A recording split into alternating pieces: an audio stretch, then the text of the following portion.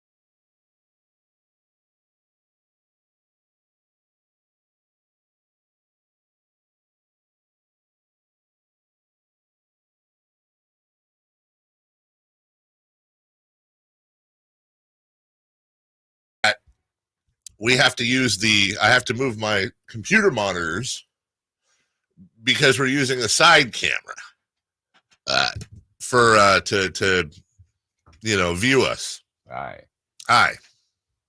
And that's not an angle we ever use. Hey, that's good. Hold on. This is great for the YouTubers. Hey. Hi there. Well, now we're kind of, that's strange. So he's zooming in. Oh my God. Hello.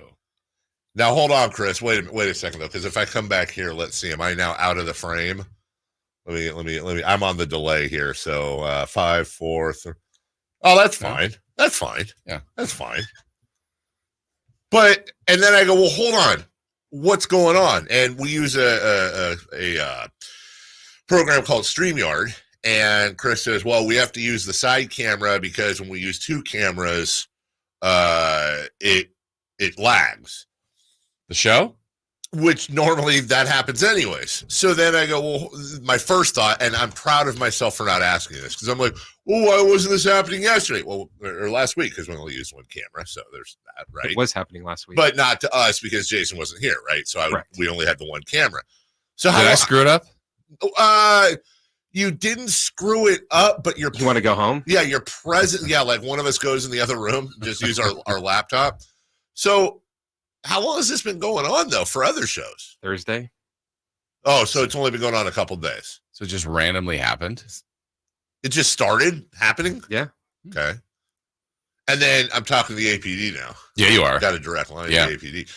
To your knowledge, has a email been sent, a ticket opened? Is there some bureaucracy going on here? Yes. Okay. And StreamYard's just been like, meh. Correct. Well, I can tell you this much. I personally, this didn't work last week in this case, but I personally walked downstairs to the GM's office about 2 years ago, I think, so we could upgrade our StreamYard account so that we could add we could add a second camera. I think that's why we had to upgrade it. And he nicely enough did actually approve that. We paid for it, which was great, unlike last week when apparently Chris was supposed to be in Friday and then he wasn't in Friday, and then somebody called, and then I still don't know what happened. So now we're paying for a subscription for a second camera, but the second camera isn't working, so we got to do this goofy. Either I'm staring, like if I'm doing this, which I'm used to, is staring straight ahead. Now it's the profile, which I don't like. But then if I do this, that's cool. But then my computer's way over here. We could go with the old Deuce and Mo setup where Jason sits right next Nope. to over there. No, I can't. That's Why? weird. Because I feel like that's weird. I want to hold hands. That's what I'm saying. Like we're all close. Like, hey, how you doing? Okay. Hey. I mean, if you want to. Thought we were cool like No, that. I'm just saying if you want, I don't want to get sick. It's so weird. Let's see what now if I move this here. Yeah, I don't think that's blocking. You don't think that's blocking? But I See to which point it starts to block. oh stop. He said stop. Too far. Back. We good? Right right there. there. Well, that's a little close. All right. Let's see. The light reflection above J-Boss is the biggest thing wrong. Now oh, I see what he's saying because the MC says you got like a little. I'm just an angel, MC. It's a good first segment, everybody. I can't shed my wings. It's a great first segment. They come with. I mean, I guess I don't hate this angle. I don't think like we can both, but I do hate this angle because do we look? I like to look at you. Yeah, you do. Hi. But if I'm going, so the thing happened with the Kings, and oh my Yeah. gosh, and Sasha, Right. then it looks like that. Yeah. That's not terrible. So I guess we do the show and we present into the camera like we're on TV, Mhm. and then when I need to make a salient point, so like, hold on. This is where you put glasses on. And Right, then you and just then like take them off. take them off and look right in the camera. That's right. And then in the third hour, I take my sport coat off and have the suspenders like Yes. Dan Rather. When's the pipe? When's the Dan Rather was known for having suspenders. No, I'll never forget. It was the ultimate anchor move. And yes, I'm aware of Dan Rather and all that stuff. But it was when he did the fake story. I know everyone on the show. Oh, Dan Rather fake news. It was the Bush Gore Lock box. thingy bingy, right? And Dan Rather, it was like back. This is 2000. Yeah. So it was like, an election's not decided by 6 p.m. Pacific or 9 p.m. or whatever it was. It was a huge deal back then. Now that's like normal. Like it takes us a year to figure it out. Some people takes longer. Yeah. So Dan at one point, I think it was like 3 a.m. Eastern time, and I'm just like glued watching the coverage. And Dan, hope you don't mind if I take my my sport coat off. And he's What if America was like, yes. Totally, right? He's got suspenders, right? Sounded more Ted Koppel. And then Nightline, ABC. Yeah, I guess you're right. Dan Rather with a sprinkle of Brokaw. NBC. Hi, Tom Bro. I have one voice for all of them. And he not only does he go suspenders, he goes unbutton the cufflinks, roll them up. Wow. Rolled the sleeves up, and it was Dan Rather wearing the coverage. Did he stand up and tear away pants? He had shorts on. Yes. Yeah. So he also sounded a little like Connie Chung. It's Rolled up sleeves is like overdone now, right? I think so. That's the thing. Like it was definitely performative. Like if it wasn't performative, because I do specifically remember looking and to see if Dan had armpit stains going. Oh, because then it's not perform. Then he's like, here's what I've always wondered, and I believe he's still. Yeah, he is.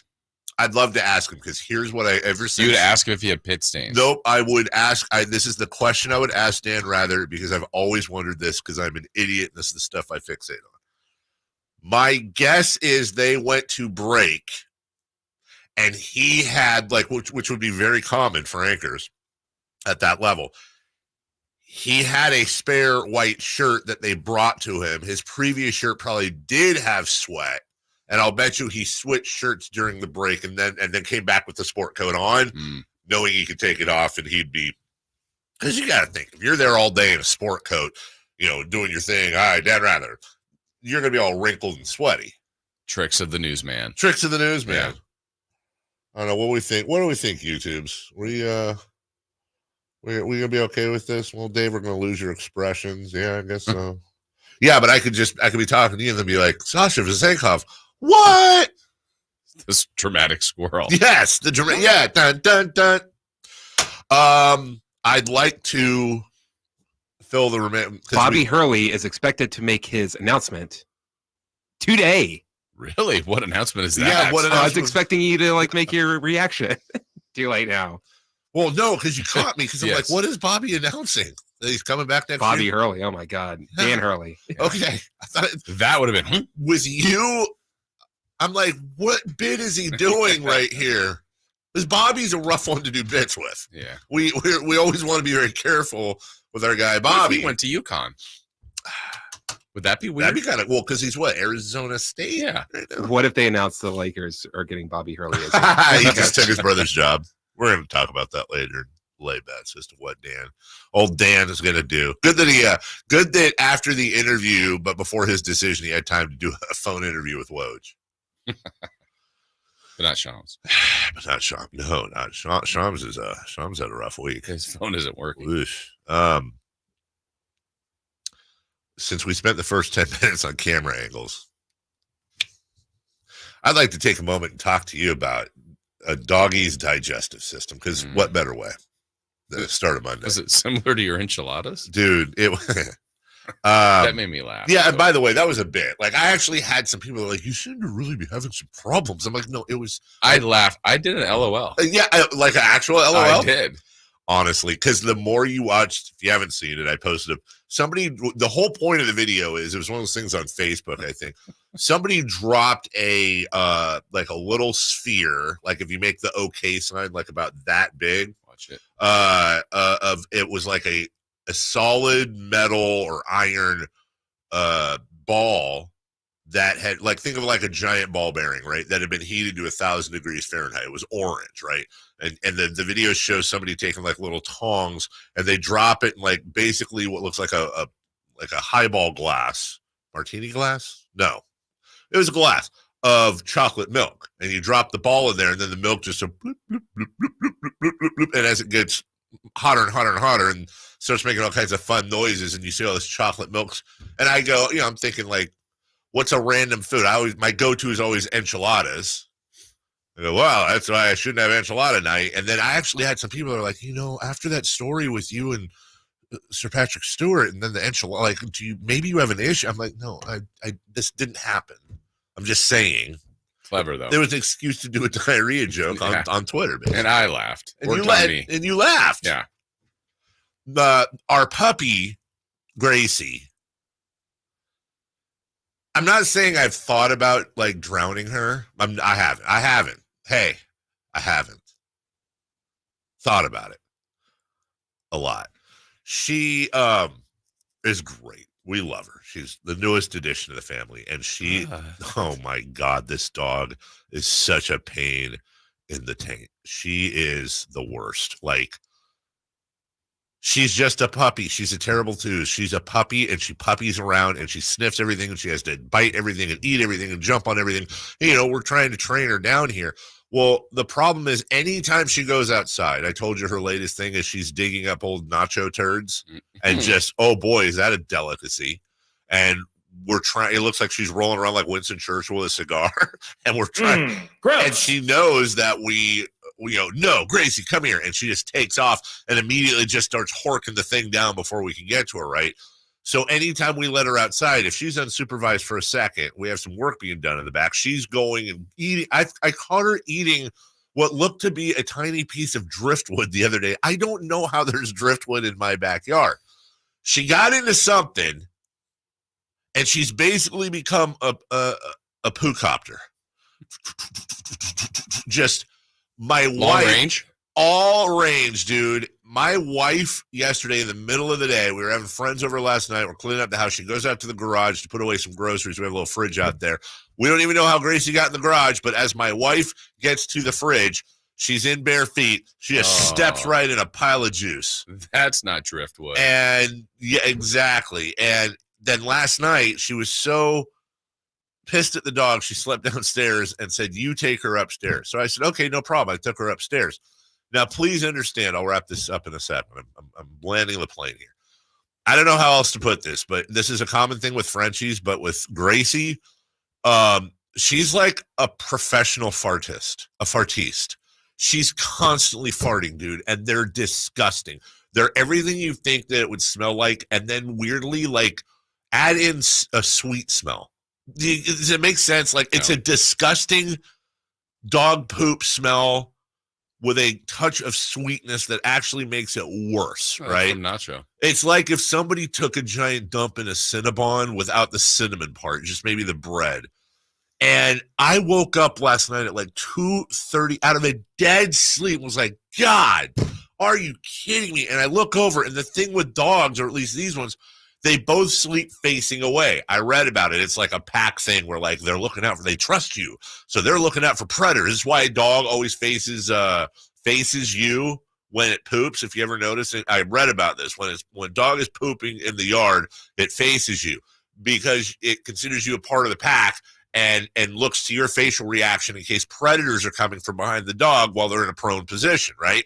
So she faces away, which means, locked and loaded right in the old face. So I'm thinking, and I just roll over. I'm like, dude, Gracie, figure it out, dog. My God. Anyways, I get up, 3:30 in the morning, hit the ground. I'm walking. I get in the bathroom. We have a little tile floor. I almost die. I almost, like people slip on the banana peel. It wasn't a banana peel. It's a great way to start a day. And then I turn on all the lights. It just basically I went around and left little pieces of toilet paper on top of every little stain she had left. Carpet, tile, the carpet, the crime scene. The mat that goes by the shower. I'm like, I sent a text to my wife. I'm like, hey, your dog. I marked everything. Whoa. I didn't have time to clean it. I literally did. That's going to be a fun text you get back. She's not going to be in a great mood, and then we'll just go from there. Anyways, Jason's back. We have a new camera angle. My dog has diarrhea. It's a great way to start off a Monday.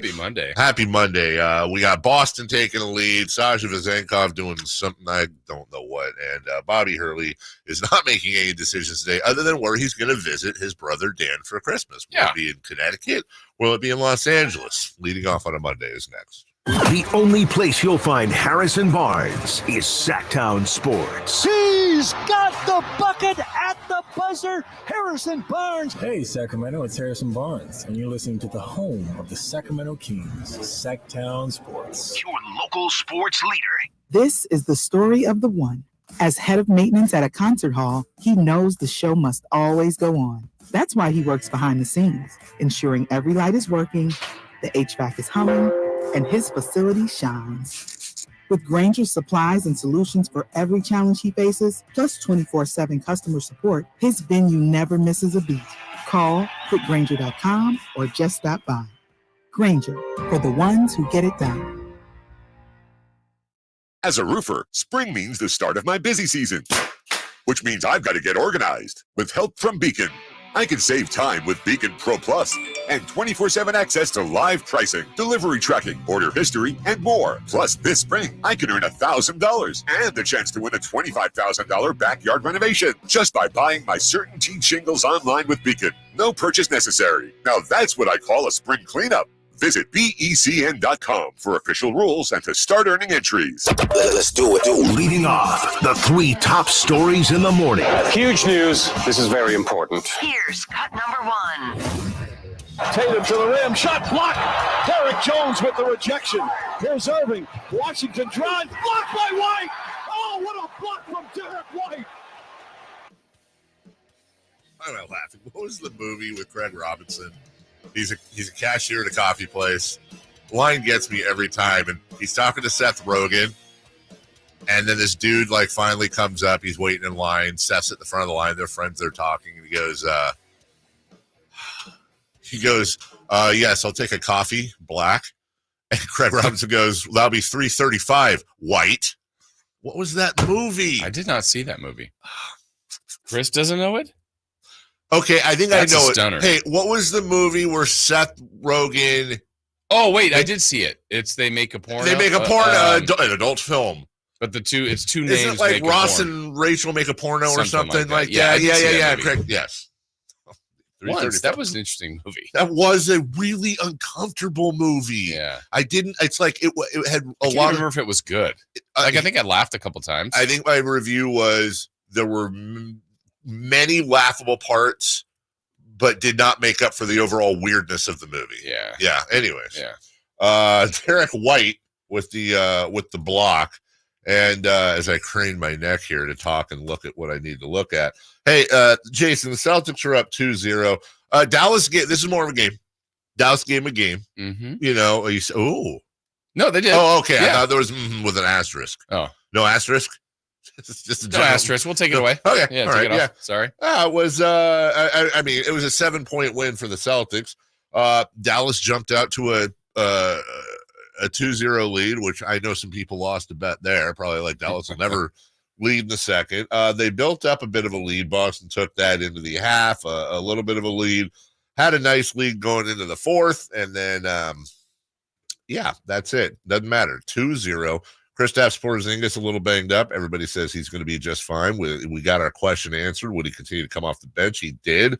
12 points, a couple of blocks, 4 boards in just 23 minutes. And again, Boston continues to block a shot here and there. A total of 5 blocks set amongst 8 people in what has become a very tight rotation for Joe Mazzulla. Not a great shooting night for Jason Tatum, but everybody else kind of made up for it.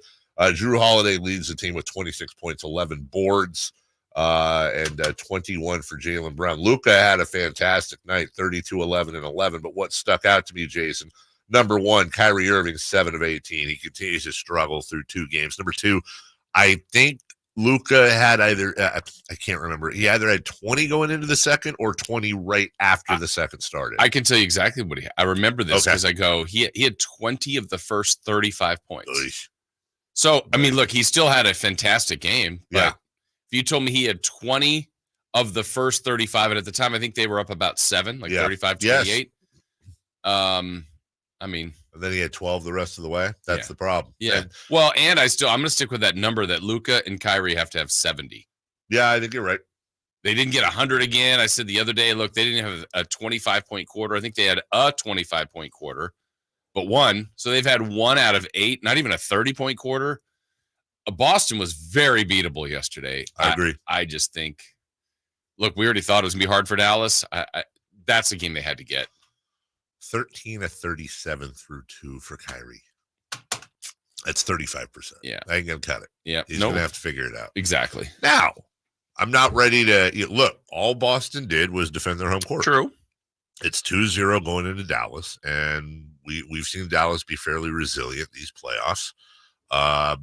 But I would imagine, we'll get to this later, of course, in detail, but kind of feels like game 3 is do or die for the Mavs. Yeah, and it almost feels like it has to be 2-2 if they're talking about winning the series. Oh, yeah. Like, if it's 3-1, no. It's over, right? Yeah, I don't see Dallas beating Boston 3 out of 4 with 2 of those 4 being on the road. I agree with you. Barring some, right, 2 guys got hurt. It's like, oh, now it's a different series. Yeah. Assuming everybody is healthy, yeah, I do not see it happening.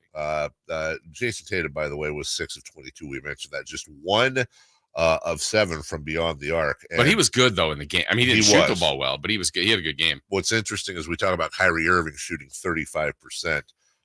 Jason Tatum so far in this series, Jason, is 12 of 38 for a grand total of 31.5. He's actually shooting significantly lower of a percentage than Kyrie Irving, but he is putting out a lot of effort defensively. You could tell. Shows the difference of the 2 teams. Dallas can't afford to do it. That's right. Here's Boston's best player, or one of. That's right. And they can win without him being great offensively. There's Jason Kidd called Jaylen Brown the Celtics' best player. That's certainly an argument. Sure. There's some people that would say Drew Holiday is their best all-around player. I don't know. Yeah. But the bottom line, as you just said perfectly, Dallas has a 2-headed snake. Yeah. Boston has like a 5-headed snake. Right. You cut off one head, you still got. It's a lot of heads. It's a lot of heads. Hey, that's a lot of heads. All right, cut number 2, please. Cut number 2. Into traffic, kicks it out to Vezenkov, Hey. stops, fires, scores the 3-pointer. Sasha Vezenkov puts the Kings back on top. He scored 8 points. They've all come here in the fourth quarter. Hey, G-Man. Out of the blue, that's a nice voice to hear. It I is. hadn't heard G-Man's voice in a while. Yeah. It's very pleasant. That is a Sasha Vezenkov highlight. Why are we playing that? Yeah, why are you playing that, Well, Dave? Yeah, if you've been out of town or just off the whatever for the last few days. Well, it came out from some Euro publication that Sasha Vezenkov he won't go home. He's or at least he wants somewhere else. Yeah, somewhere else, not here. Okay. Well, I mean, okay. A couple of problems here. Number one, hey, dude, you're in a contract. Yes. Just letting you know you're under contract. So can you go somewhere? I don't know. Now, what's interesting is, and this is what I'm not clear on. I should have called somebody. That's my job. I didn't do it. Like, if they decide to waive him, I don't think there's a mechanism where they can just say, oh, okay, you're good. And then, hey, they get that $8 million. I'm pretty sure in order for Sasha Vezenkov to leave the Kings, I believe there's two ways that could happen. Number one, they trade him to somebody. Right. Number two, they waive him, but they're still on the hook for the money. There's no, which sets up a real interest. And by the way, we haven't independently confirmed this yet. I'm not talking about where like the Kings media people. Yeah, they're not going to do that. No, they're not. They always, I've said this before, it always cracks me up. Like Woj will be like, Mike Brown has agreed to a 3-year contract extension, and then like, I'll just pick our guy Sean Cunningham because you know he'll take the joke well. And then Sean like tweets out, have confirmed independently that Mike Brown signs an extension. It's like, what did you? Yeah. What do you mean you confirmed it? What? Right. League sources confirmed the thing that Woj. Did you need to check on? Well, that? and even at this point, I don't even think the Kings have had a release on that, right? No. Yeah, they don't have to do it. That's very and true. it may come in like August. The Right. Kings announced them. Oh yeah, we talked about it. But it's like, did anybody read the Woj thing on Mike Brown's extension? Go, I really hope one of our media guys independently confirms this. Like, Right. anyways, European, just like over here, but European sources can in the basketball world can sometimes be a little hinky. Mm-hmm. But also that's not a cut at European media. It's like we just don't know. We're not trained on European sources you can and can't trust as anywhere near as well as here. Yeah. So, but it has been multiple sources. And by the way, you'd think by now, if it was wrong, Sasha and or his camp would have come out and said something very quickly. So we're going to run with the assumption that it's true, that he wants out. I just don't know how that works unless you can find a willing. Does he want to go back to Europe? Because if that's the case, then there's a real problem because who are you trading him with?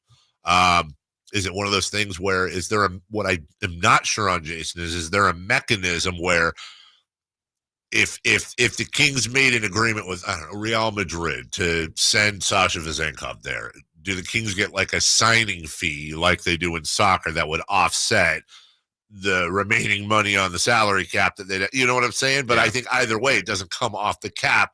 So what is the incentive? Excuse me, which then sets up a situation where we have Sasha Vezenkov under contract and we're either paying him to not play and fining him, which would be really ugly, or he's still here and we all know he wants to leave, which would also be kind of ugly. Yeah, there's a big difference in wanting to go home, like back to Europe, or like I just would like a different opportunity. Right. And if it's a different opportunity, that's a lot easier on the Kings, so they could, trade him to a team that the Kings feel like, one, would maybe give him a better opportunity, but also would help Sacramento going forward with a player or a pick or future assets. Yeah, that's the thing. We just, yeah. Which it's look, from a basketball standpoint, like a lot of, and of course, it's summertime. So there was a lot of like, well, if Mike Brown knew how to do rotations. Listen, it's like, I tried to get worked up about it a little bit. I wanted Sasha to work out. He obviously can shoot. Yeah. I just wasn't impressed. The game just looked way too fast for the guy. And the other part about it is it's, you just never know how things, it still could, right? It's in still theory, could. like, hey, contracts can't be moved. Right. They can't find a trade. He has to stay and then he plays. And I didn't think he had a very good first year, but that doesn't mean the book's closed, but it could be. And there's always a thought, is he going to go somewhere and just score 30 a game? Ugh. All right, cut number 3 real quick, please. Or go to break. Your choice. We'll find out. Cut number 3. Right now. I spoke with UConn coach Dan Hurley a short time ago. He tells me that he's going to make a decision on whether he's going to return to UConn to pursue a three-peat as an NCAA champion or accept what I'm told is a massive long-term offer to become coach of the LA Lakers by Monday. That this is a decision he expects to sleep on tonight. He spent Friday in Los Angeles with Rob Pelinka, Jeannie Buss of the Lakers. He told me that they laid out a compelling case, a compelling vision for him as Lakers head coach. but he loves what he has at UConn, and he has spent today, and he'll certainly spend tonight, mulling that decision on whether he's going to leave for the NBA. But Dan Hurley expects Monday for there to be a decision about his future and whether he's going to leave for the LA Lakers. Okay. Well, it's an interesting thing, isn't it, Jason, to think, okay, am I going to stay in Connecticut, which is located in Storrs, Storrs, Connecticut, described as a sleepy town, about a 30-minute drive from Hartford, 60 minutes from Providence, and 90 minutes from Boston. So you have access, and I'm sure New York's probably 2 hours away. So you have this picturesque Connecticut town, sleepy, nice and quiet. A lot of I feel like there's a lot of maple-based breakfast, muffins, stuff like that. Big brunch town. Guy walking, riding by in a flannel, saying, "Hey, Jay. Hey, Bill." And do you go from that, where you've won 2 consecutive national championships? You are the king of the castle. Well, I guess co-king with Gino Auriemma. Yeah. Around campus, you're in an idyllic situation. And by the way, you're not getting paid $40,000 a year either. Or do you go to the bright lights and fishbowl of Los Angeles, LeBron James, Anthony Davis, the Lakers, Jack Nicholson, the guy who goes, "No, coming into the game," the PA guy, Lawrence Tanter, nice pull, and generational wealth, and the ability at 51 years old to test your mettle in the NBA, knowing, by the way, that the worst case scenario, it doesn't work out, and there's going to be about 75 college programs lining up to pay you a ton of money. It's not just this contract. He's got either an NBA contract after it, an extension with this one if he does well, or becoming probably the highest paid coach in college basketball. So he's in a great spot. But do you want to do that? Do you want to go? Yeah. I mean, at this point, it feels like it'd be a stunner if he said no, but I agree. That'd be very interesting if he did. Do we know back to JJ Redick? I know, how would that be, right? Do we know if I know he has at least one child. I know we got to leave here. They have 2 sons, Danny and Andrew. Oh, yeah, Danny was on the team. That's right. Andrew is 22 years old. Okay, so his kids are grown. Yeah. So that's not an issue. All right, we'll take a break. When we come back, Celtics, Mavs, we got audio for you, and an interesting thing happened over the weekend here in Sacramento, also involving championship basketball, or at least sort of. We'll talk about that next. The NFL's leading rusher plays here. The handoff to McCaffrey, walks in the end zone. Handoff to McCaffrey, takes it right down to the goal line. He does his thing again. McCaffrey goes in motion right. Backwards pass led by Juszczyk. A block there. Hurdles a man. 10, 5, touchdown! CMC! You can hear all of Christian McCaffrey's touchdowns on your home for 49ers football. Sacktown Sports. This is the story of the one. As head of maintenance at a concert hall, he knows the show must always go on. That's why he works behind the scenes, ensuring every light is working, the HVAC is humming, and his facility shines. With Grainger's supplies and solutions for every challenge he faces, plus 24/7 customer support, his venue never misses a beat. Call quickgrainger.com or just stop by. Grainger, for the ones who get it done. Ooh, ma. What was that? That is business phone bliss with the Ooma Cloud phone system. It handles all our voice, video, and messaging needs. You sound very calm. I am. Ooma has everything I need to run my business more efficiently, like virtual receptionist, call routing, and video conferencing. And it starts at just $19.95 per month per user, plus taxes and fees. Ooma. Nice. Find your business comm at ooma.com/radio. Whitey here, reminding you that not all gas grills are created equal. Bring out all the delicious flavors in your grilled meats with the amazing Napoleon Prestige and Prestige Pro line of outdoor cookers. My Napoleon Stainless Steel Pro Series gas grill has turned me into a grilling Pro with features other grills cannot match. They're built different, built better, built to last. Made with premium stainless steel that boasts quality and a lifetime warranty. I may never want to cook indoors again. Napoleon grills and accessories are now available at your nearby Amy's, Ace Hardware in Sacramento, and now El Dorado. Father's Day at Hagen Oaks is sure to bring a smile to the men in your life. From shoes to shirts, from golf balls to golf bags, and from drivers to divot repair tools, Hagen Oaks has all this and so much more, including gift certificates for the father who has it all. Let Hagen Oaks Golf Super Shop be your one-stop for all your Father's Day needs. You'll even find the wildly popular Golf and Guitars concert tickets on sale. It's the Hagen Oaks Golf Super Shop, Fulton Avenue at Cap City Freeway, or HagenOaks.com.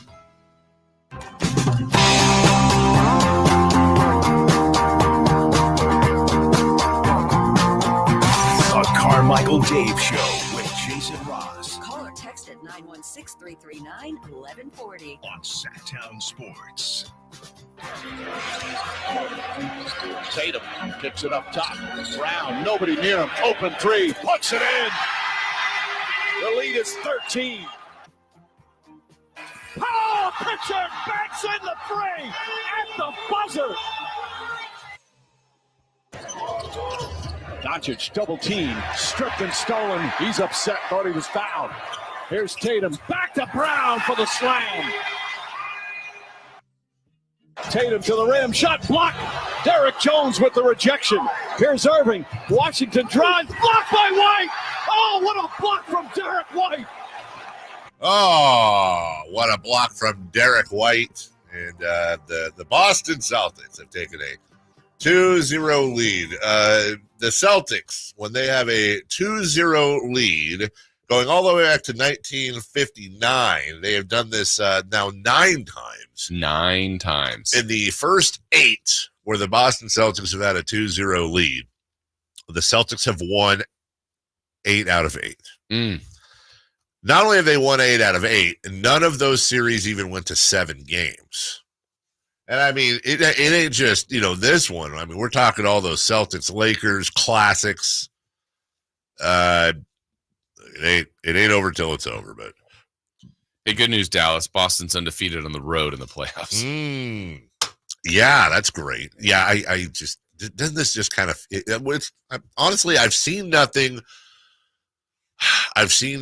to kind of come off of our Celtics in 5. Yeah, unless I just want to say 4. Right, that's exactly right. That's I'm a lot more tempted to say 4 than 6. Yeah, it's just there's not a huge disparity, but it's enough. Like yesterday I thought Dallas was probably the better team. Right. And they lost. Like first half was like, man, Dallas has a lot of things going for them and they're trailing at the half. Right. Like, Boston can't make a 3. They've got all these open looks. It just everything is easier offensively for Boston. They get better shot attempts. It's really, can Luka and Kyrie be sensational? Luka's been really good. Kyrie is not. And we still haven't seen that game, so maybe that game is out there. Right. But even yesterday, I know Dallas cut it to, a one-possession game near the end, or it could have been a one-possession game. Just never felt like they were going to win. No. And honestly, you have to give Joe Mazzulla and crew credit for, and Kyrie's making it a lot easier, but what the problem with what Kyrie's doing or not doing is they're letting them blitz Luka Doncic, and you see them you'll see whoever's on him, follow him, and then once he gets pinned or starts going, then they blitz right over, and he's got to pass out of it, which is why he's averaging double-digit assists. Now, if Kyrie's hitting shots, that ain't going to work as well by a long shot, because now all of a sudden somebody is wide open. Yeah. They're just not hitting. And there's also just not a third player right now I trust for Dallas, whereas I think we just saw the stat during the break. 5 players are averaging more than 15 for Boston. That's right. Holiday was the leading scorer yesterday. There's probably still a great Tatum game coming up offensively. Brown can do it. Porzingis has been good. Just go down Derek White, but then even like Pritchard, there's too many guys that help Boston out. It's really a good balanced team. This is, we've seen this, and I'm not trying to say Luka's LeBron, but it reminds me of some of those teams where look, Luka Doncic is not only the guy that Boston is keying on, that is doubling the most, that they're designing their defense around. Luka Doncic is having a hell of a series, Jason. He's not only averaging 31 points, 10.5 boards, and really 6 assists, which is low for him. He's doing it on 51% shooting. He's being efficient. Right. The clear story, other than Boston's really good, the clear Dallas storyline for me is that his teammates are letting him down. Yeah, and I know he said it was him last night. I mean, he had some missed opportunities, but again, 20 points in the first 35. He did cool off, but still had the well-balanced game, and I think Boston's comfortable with this plan. It's like, yeah, Luka can kind of go off. We'll try to limit Kyrie and then take everything else out. I don't think Dallas can beat him. We'll take a break. We'll switch to our mandatory baseball segment when we come back. Coming up later, we'll get into Sasha Vezenkov and that situation. This whole Caitlin Clark thing is just so fascinating to me, and it has a lot to do with her, but a lot not to do with her, really just in general how the media covers sports.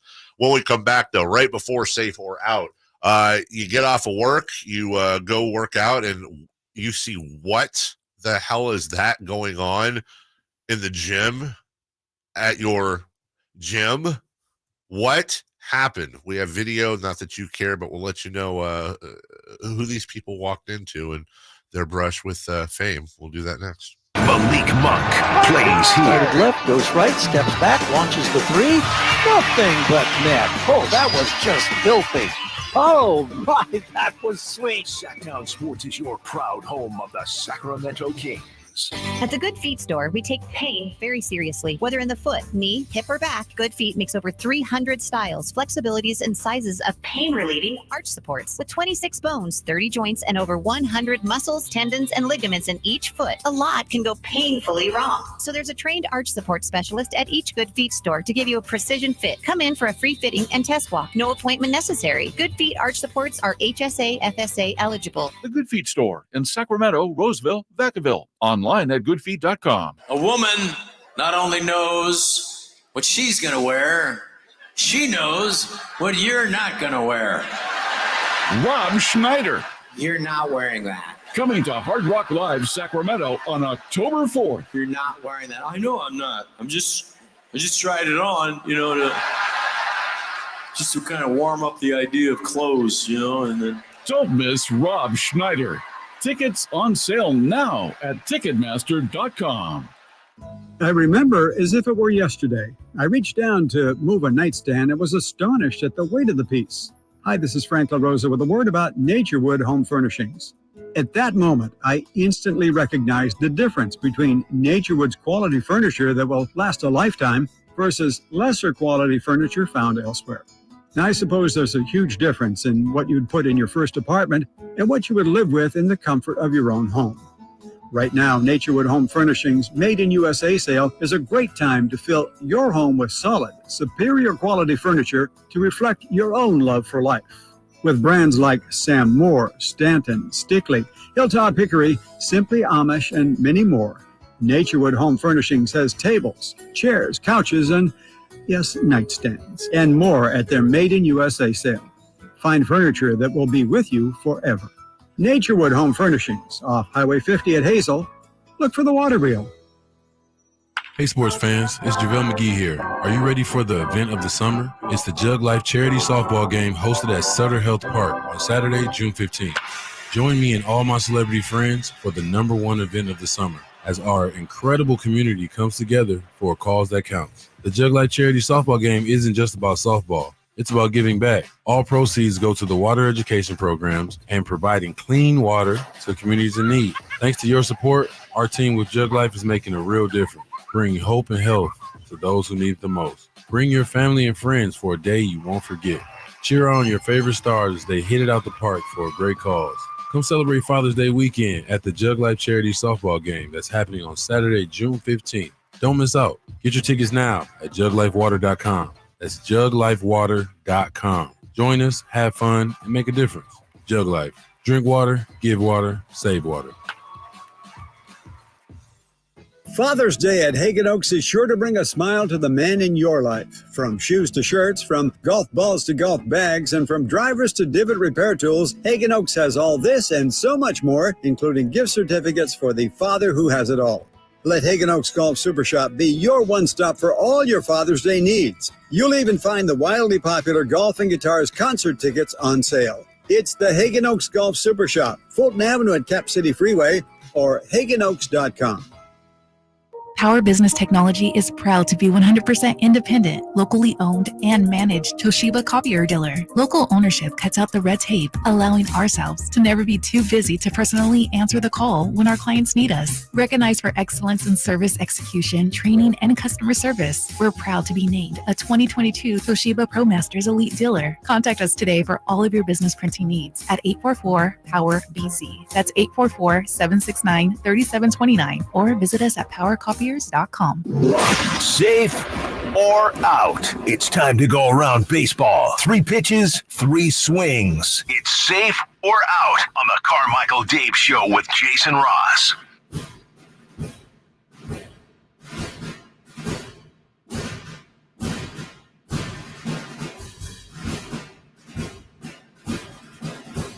So some schmo over the weekend, and I say schmo with love.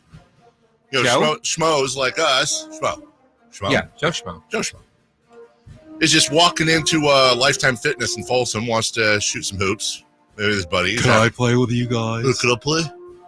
And imagine walking in just to shoot some hoops in your Folsom gym, Fair Oaks, Orange Trail, wherever. And, you know, you're getting ready to do your regular old Friday, Saturday. I can't remember if it was Friday or Saturday run. I think it was Saturday, actually. Oh, hey, you know, who's lacing up to come in? Oh, it's Steph Curry. Steph Curry's randomly at this gym and plays basketball, and there's video of him. He even hits the game-winning shot and does the night-night.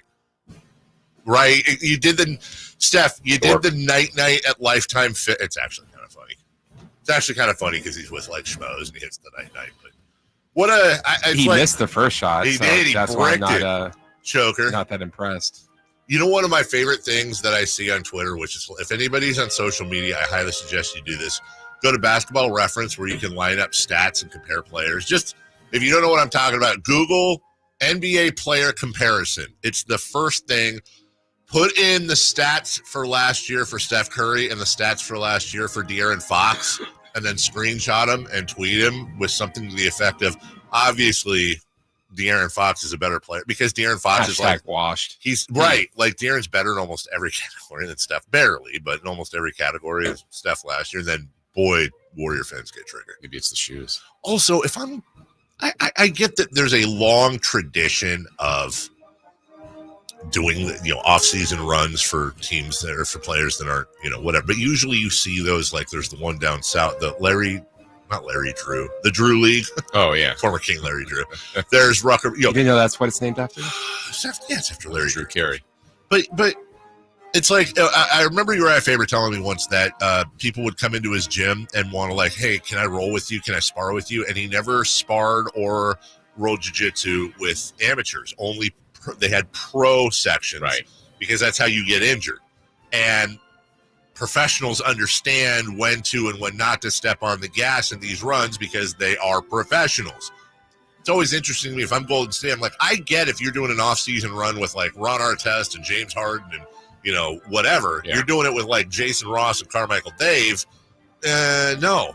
But a thrill for the people there, though. I mean, you got to guard Steph Curry. Absolutely. Watch him shoot over you. Notice I didn't hear about this. I just shut his ass down and then done the good night while standing over him. And then been like, USA. Why? I don't. He's then stomping his chest and go, Draymond. How's it feel now? All right, save her out. I'm the real Splash Brother. Right. Question 1. The Dodgers and Yankees played a series over the weekend. Safe or out? Jason watched at least part of all 3 games. Oh, God. You know, I instinctively want to say he watched 2 of 3, and 1, he had something else going on, and he couldn't. I'm going to go with he watched at least part of all 3. He watched all 3. I'm going to say safe. So safe.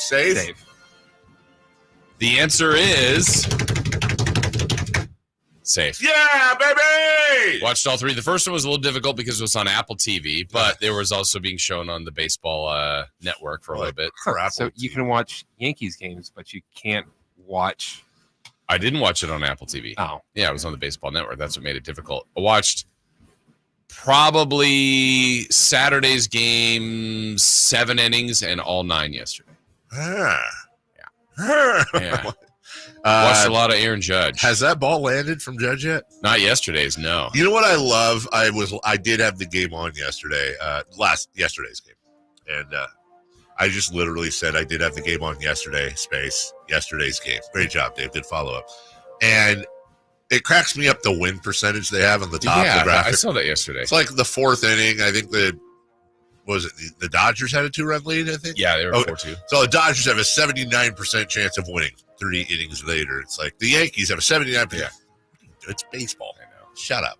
I get it if it's a sport with a clock, but yeah. Anyways, okay. All right, all three. And yeah, that ball still hasn't landed from Judge. Yeah, 3 home runs in the weekend. Number 2, please. The Giants took 2 of 3 from old pal Bruce Bochy.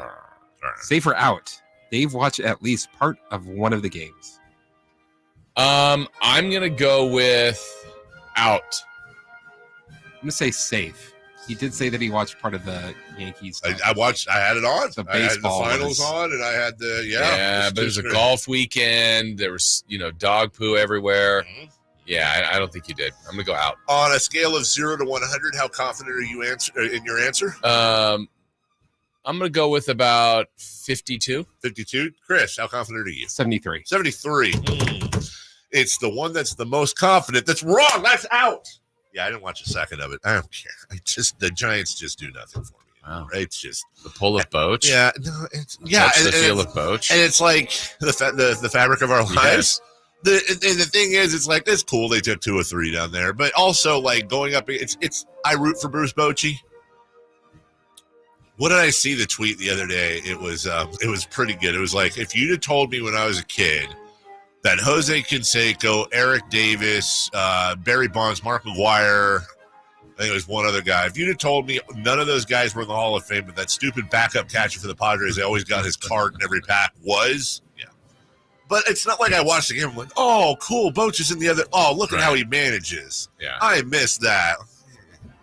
Good for the Giants. 1, 2, or 3. Hey, yeah. All right, super. Number 3. The Mets and Phillies split their 2-game London series. Safe or out? These Europe trips are pretty cool. I instinctively want to say out, but after hearing the players talk about it, and one of my buddies that works for the soccer club is actually a Met. They're all Mets fans. I don't get it, but they are. And I do get it. I guess apparently the Mets have reached out, played over there, and done things. They've established like a little bit of a fan base in England, and they took the train down to watch one of the games, and the players themselves are like, this is great. We love it. It grows the game. The crowds are insane. We get to sightsee. So I'm going to say safe. They're pretty cool, and there's more planned. But I'm also going to agree with a few of the players and what they said. Number one, they're like, we don't need 2 days to acclimate. Give us 1. And secondly, why are we coming over here for 2 games? I forget who the player was, Jason, but I really love this idea. He said, bring 4 teams over here.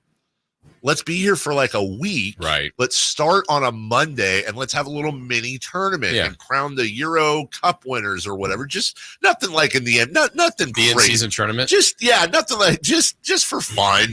Like the winning team gets, I don't know, they get something to charity or they get to carry the little Euro Cup. That makes some sense. Yeah, I like kind of 7 games there, a 3 or 4 game series amongst 2. The championship on Sunday. Sure. I like that idea. I don't know if schedule wise, because you wouldn't know who was in the Sunday thing because the others would be able to leave early, but you'd figure it out. Yeah, this feels like a question for the players and or the fans over there, because to me, like, it does nothing for me watch it. Like, I might watch it, but it doesn't make it any more special to go, wow, that game's in London. That's cool. A lot like the NFL games. Like, I'll watch them, but it doesn't. There's no extra sizzle for it for me. No, I'm not sitting there like, oh, it's in Europe. But apparently, look, attendance was phenomenal. That's good. They're into that whole thing. Players loved it. Oh, by the way, maybe the A's could go there permanently. I had this. London's calling. I didn't even realize this, Jason, but I found this out over the weekend. So I'll be over there, as you know, end of July or August.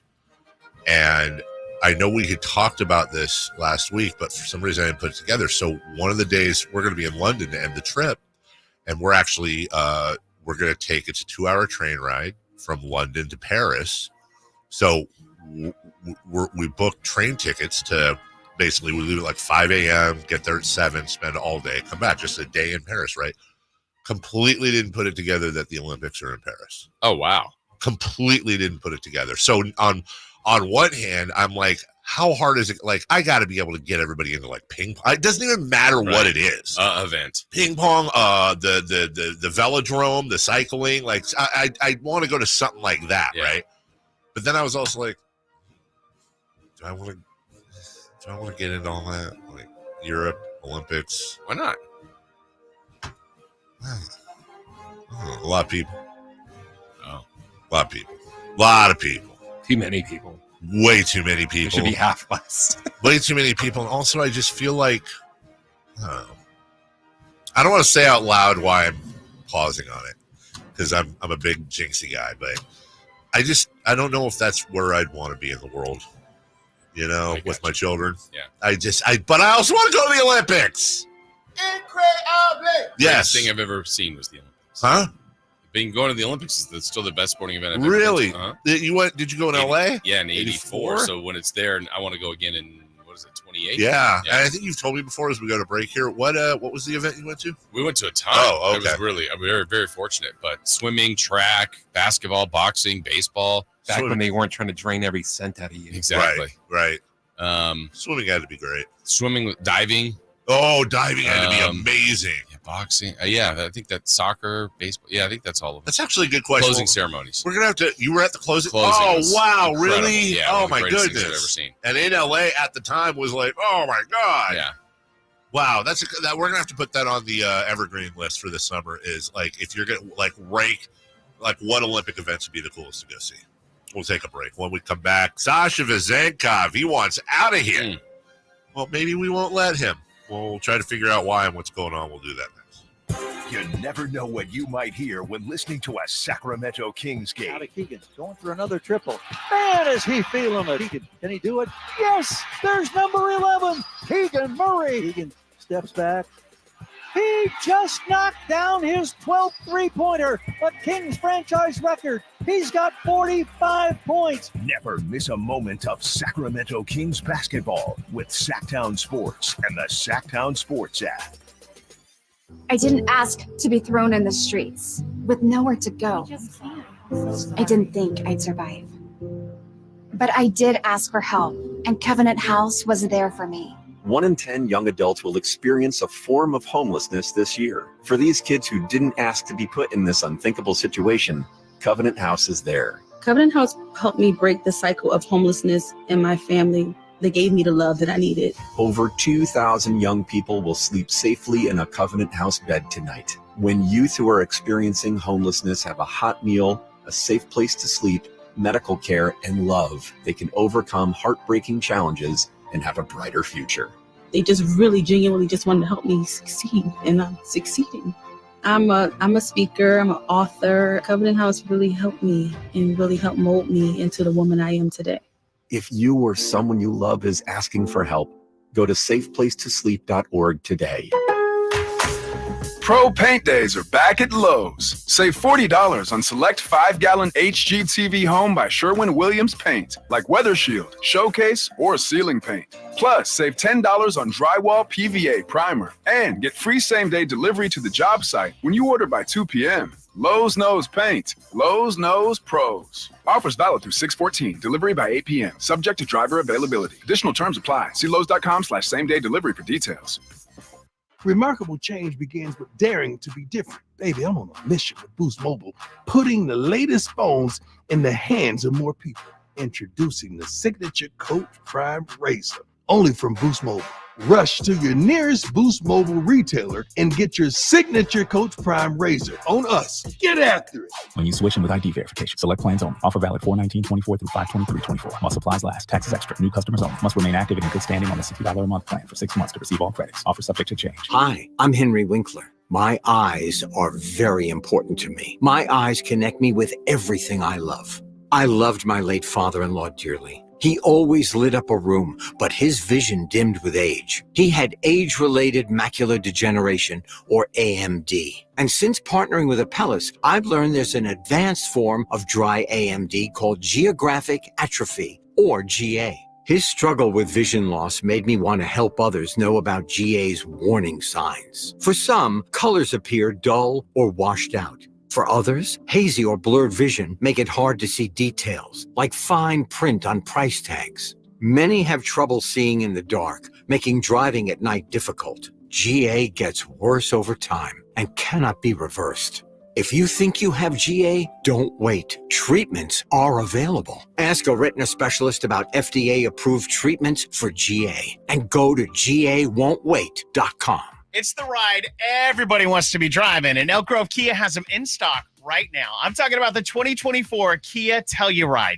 And my friends at Elk Grove Kia can get you behind the wheel of a 2024 Telluride SX for only $419 a month, plus taxes and fees. Whenever I see one of these driving down the road or next to me at a red light, I just stop and admire it because the Kia Telluride just looks iconic. And not only is the Kia Telluride beautiful, it's got room for the whole family. There's a seating capacity for up to 7 passengers. Plus, it's loaded with tech. So is the 2024 Kia Telluride the right ride for you and your family? Come on down to Elk Grove Kia in the Elk Grove Auto Mall. Give it a test drive. And just a heads up, when you're here at Elk Grove Kia, you're going to be treated very well. You're not going to get this kind of car buying experience in Roseville, Vacaville, Sacramento, or Davis. That's why Elk Grove Kia has so many 5-star reviews. Again, check them out in the Elk Grove Auto Mall or online, elkgrovekia.com. 24-month lease, $0 security deposit, 20 cents per mile over 10,000 miles per year, $4,999 due at signing based on approval of credit. VIN number 501850, ends June 30th, 2024. Sacramento, Dirk Bentley is coming to town. Hey, y'all, this is Dirk Bentley. Saturday, September 28th at Heart Health Park at Cal Expo for Country in the Park 2. And he's bringing some friends. This is Family. Take my hand, let me make you mine. Hey, it's Dasha. Kelsey Hart, and more. Saturday, September 28th at Heart Health Park at Cal Expo. Get your tickets before they sell out at CITPFest.com. Brought to you by Hyatt Vacation Club and Xfinity.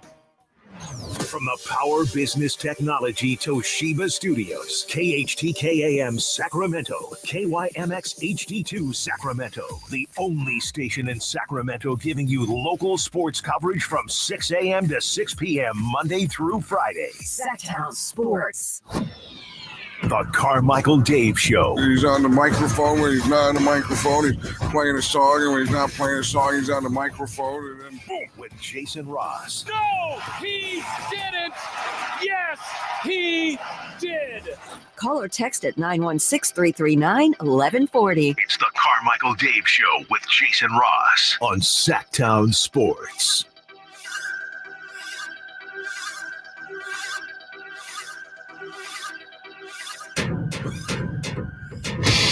You can text us at 916-339-1140. Hey, Dave, you know there's no bridge, so do you have anxiety about going through the English Channel to get to Paris? Well, I didn't. Thanks. How you do? Yeah, what is that, like an hour when you're underwater? This is like top 5 worst ways. The channel. The channel? Oh, yeah. Just swim it. Well, that's the thing. That's like got to be one of the top 5 You can worst take a ways ferry to go. Ooh, you could take a ferry, huh? I didn't think about that. That'd be kind of cool. But you got to like Uber to the ferry, right? And then because you got to get from London. No, well, because I'm not driving over there. I'm not driving in England. You're not? Screw that noise. Did you see the shirt somebody was wearing the other day over the weekend? England blew a 13 colony lead. Yes. I got to get that. Oh, they shirt. had way more than that. 13 colonies. That's what I'm talking about. No, I didn't know that, or I didn't think about that. So thanks. That's totally not gonna. It's just like going under the bay, but longer. Yeah, and I don't like that either. Oh, I don't like that either. I feel like the worst way to go. I don't want to go down this road, but the one that like always gets me is like you're in a cave or like you're trying to squeeze through like a space like underground and you get stuck and you just can't move, or like you get like you get buried and crushed and all that. Yeah, that would be the best way to go. Like. No, but you're not crushed. You're trapped. Oh. You're trapped, and like it's like your legs are crushed, and you're trapped under like a ton of stuff, and you're just chilling.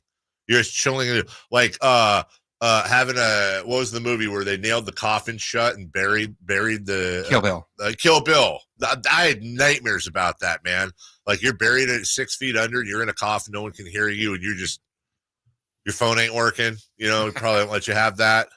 I had I'm not making light of this at all, but no, for real. Like as a kid, I had nightmares for years about the earthquake and when 880 collapsed. Mm-hmm. And there were people that went that way. And I was like, I can't imagine what's going through these people's heads that are trapped. And how many times did you go over that bridge thinking, dude, seriously? Yeah. To this day, sometimes I'll go over the Bay Bridge and be like, oh my God. Yeah. You just kind of, I'm not power through this. Right. I'm not a good bridge guy. Like I'm okay now, but like, for a while, I used to have to, part of my commute was going, if anyone was familiar with the Antioch Bridge, and it's like a big flipping half circle, basically.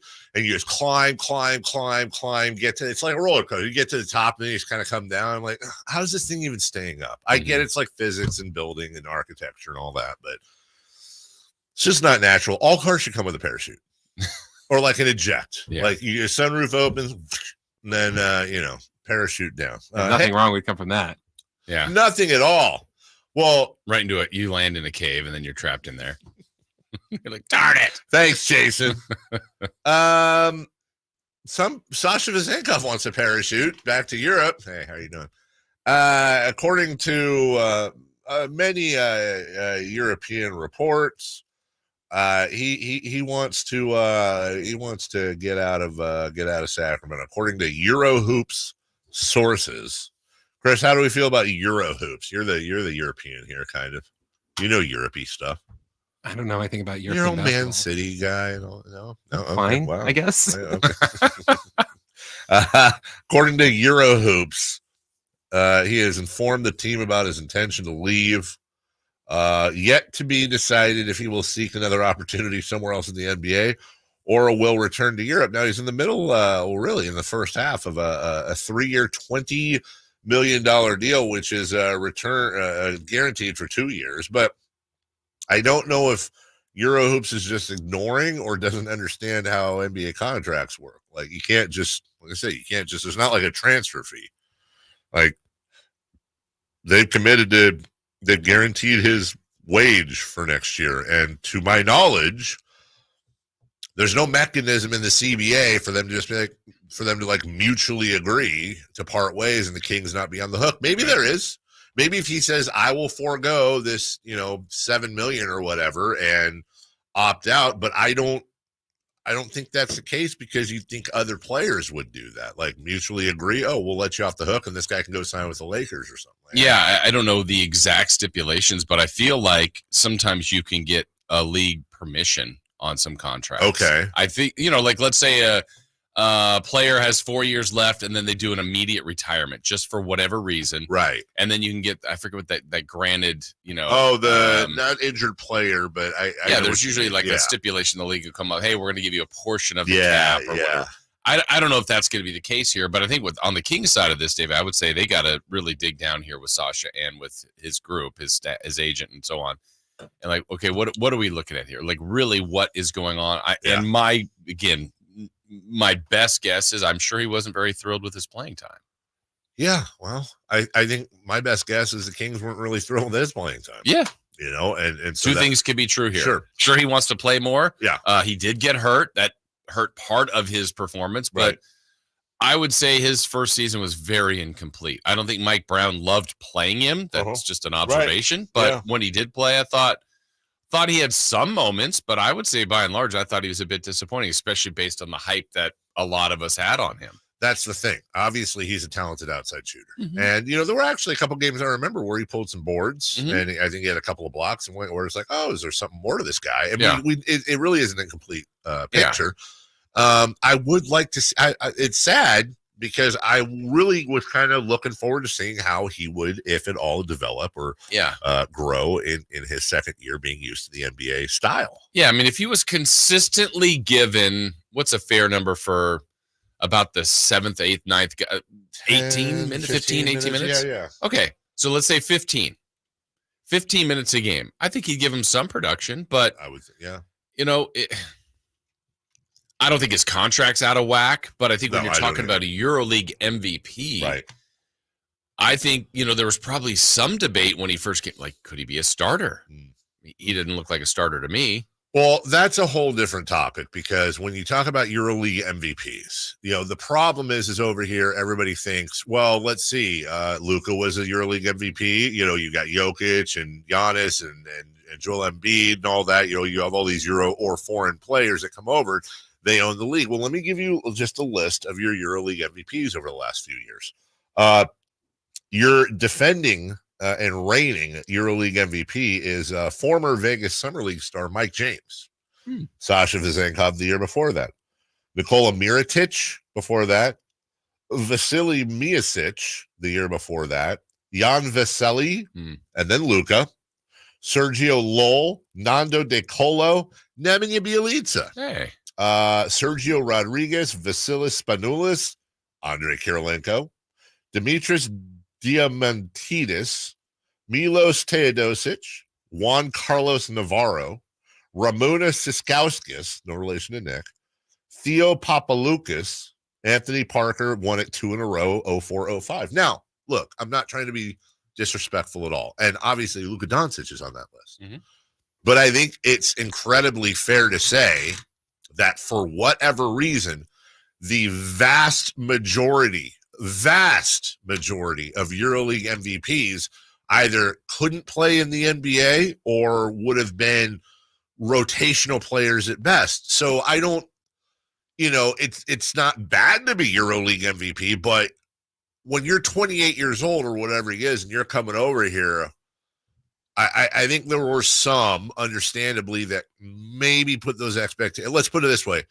In the time he played in the NBA last year for the Kings, I wouldn't say he was bad, but the game just looked a little too fast for him. Looked a little, and I don't know if that's something you figure out at 29. Yeah, and you also want to be more versatile than just a shooter. I mean, to me, his shooting was a little bit like the Kings this season. I said it a lot during the year where the Kings wanted to shoot such a high volume of threes, make it a huge part of their weapons, just volume, three.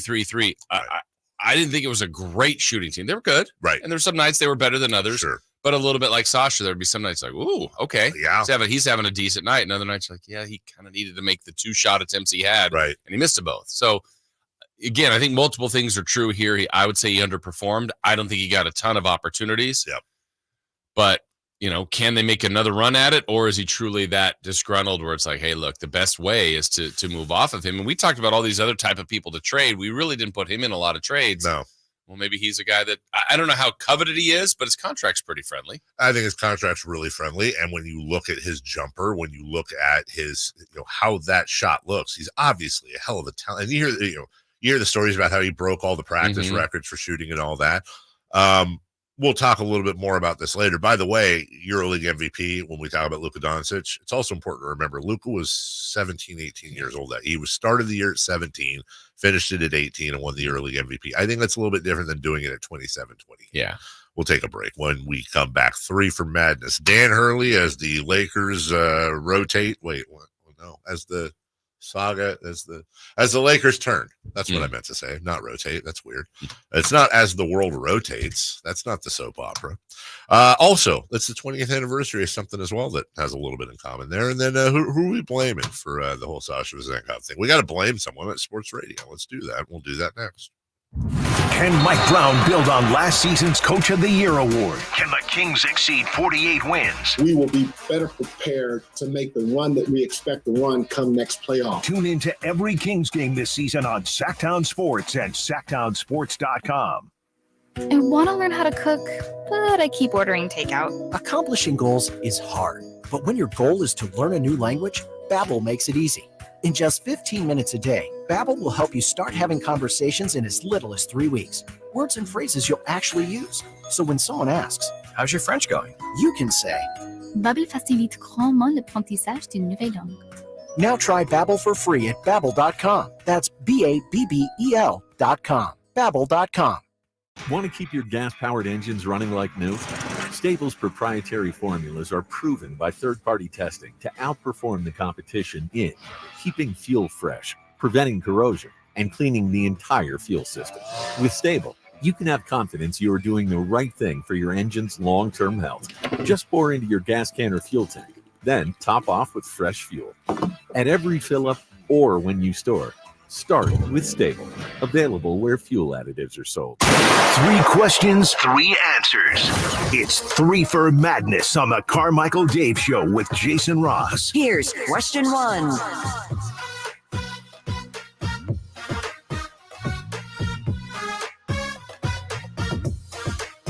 All right, coming up at 7:43. Maybe I shouldn't have smushed this into a tiny little segment here. We want to talk about. I got a stat on Scotty Scheffler you're going to love, just to kind of underline his dominance. We'll talk about Caitlin Clark being left off the Olympic team. There really are 2 parallel debates going on with Caitlin Clark, and it honestly is one of the most fascinating things going on right now in the sports world to me. It really is, and it's got less to do with like her stats and her, the X's and O's and just the general, like, there really are a few different sides to this whole thing. And I think they all have points, and they're all understandable in their own right. We'll talk about that and just the WNBA as a whole and what's going on here. In the meantime, though, 3 for Madness. Christopher Law, question 1. Dan Hurley is expected to make his decision today. Gut feeling, is he the next Lakers coach? I really want him to be like, I'm staying at you. I really am rooting. I'm rooting for that. I'm not leaving. Huh? I'm not leaving. I ain't leaving. Just go full bell for it. Just grab the mic. But I don't know. You came out to LA. It's so public. You talked to Woj. You did all this stuff. I think we're going to hear he's going to take the job here pretty quick. Hey, how come you had your mic off, by the way? You turned your mic off until you started talking, and then when it was your turn to talk? I was clearing my throat. Oh, that's what. Okay, I got you.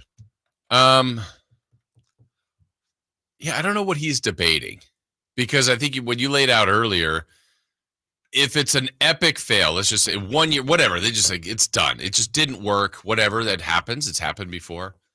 He's back coaching next year if he wants, right? Somewhere, some university or NBA team, maybe even would try, but probably in a college team. Yeah. Maybe even Connecticut would find a way like, hey, sorry, interim coach that we've named, we're bringing him back. Unless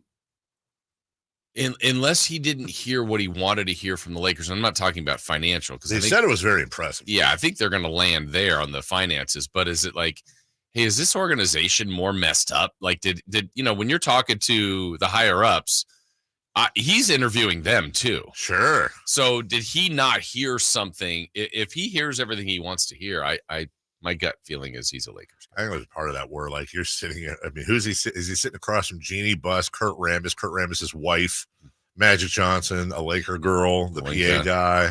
Yeah, Pelinka. Thank you. I forgot about him. And it is a great point you bring up, Jason. I mean, we talked about that. If you're Dan Hurley, you're also like, dude, you fired a coach like 2 years after you won a title. Right. It wasn't, what do you like? Okay, am I just going to come out here? It's just, and if you're Dan Hurley, it's like, okay, look, I'm getting generational wealth. And if it doesn't work out, I got a golden parachute. But maybe, am I being too Disney Channel, Jason? If I say, well, maybe, you're asking, what's he really deciding? What if part of it is like, I recruited some of these kids. Yeah. And I told them I'd be here. And I said, he's wired differently. I can see that. And I just, in the end, like, I need to I need to announce that I'm going to, hey, at the end of this contract, I'm going to go to the NBA. This wouldn't be fair to the kids and the parents that I gave my word to. Yeah. That I would be there to shepherd their kids through school. And I feel like I'm letting the college down. I'm letting everybody down. I just can't, I could see him having a moral, not that it would be immoral, but it's a little immoral. It's understandably unethical, but it's a little unethical to recruit kids and then be like, peace out, I'm taking the cash and the opportunity. But also the kids could leave and NIL and all that too. It goes both ways. So maybe that's what he's struggling with. Yeah. So what do you think? I think he's going to take the job. Yeah, I do too. I'm here for that. Yeah, he's staying. You think he's staying? Yeah. Okay. Question 2. Yeah. Question 2.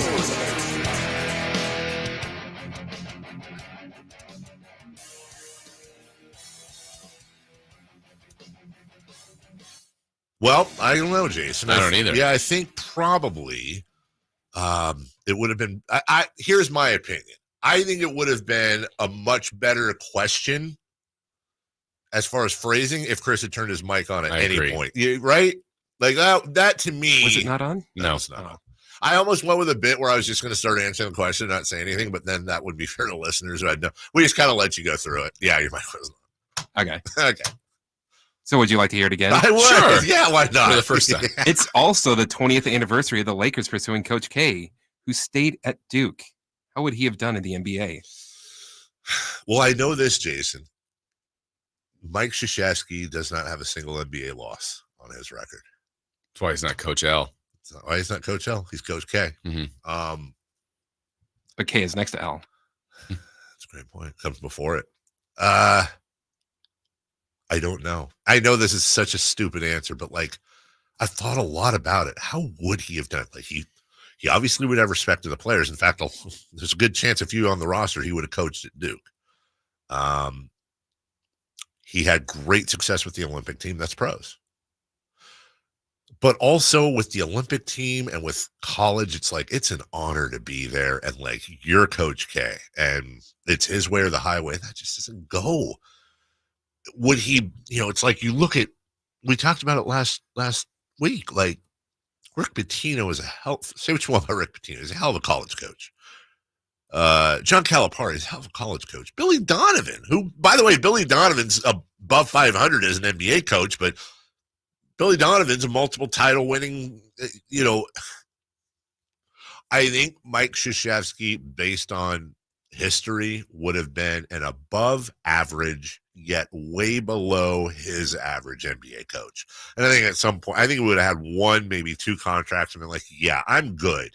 I'm going back to college because this isn't coaching basketball. This is being a psychologist to rich people. Yeah. 20 years ago, was that he would have had Shaq and Kobe?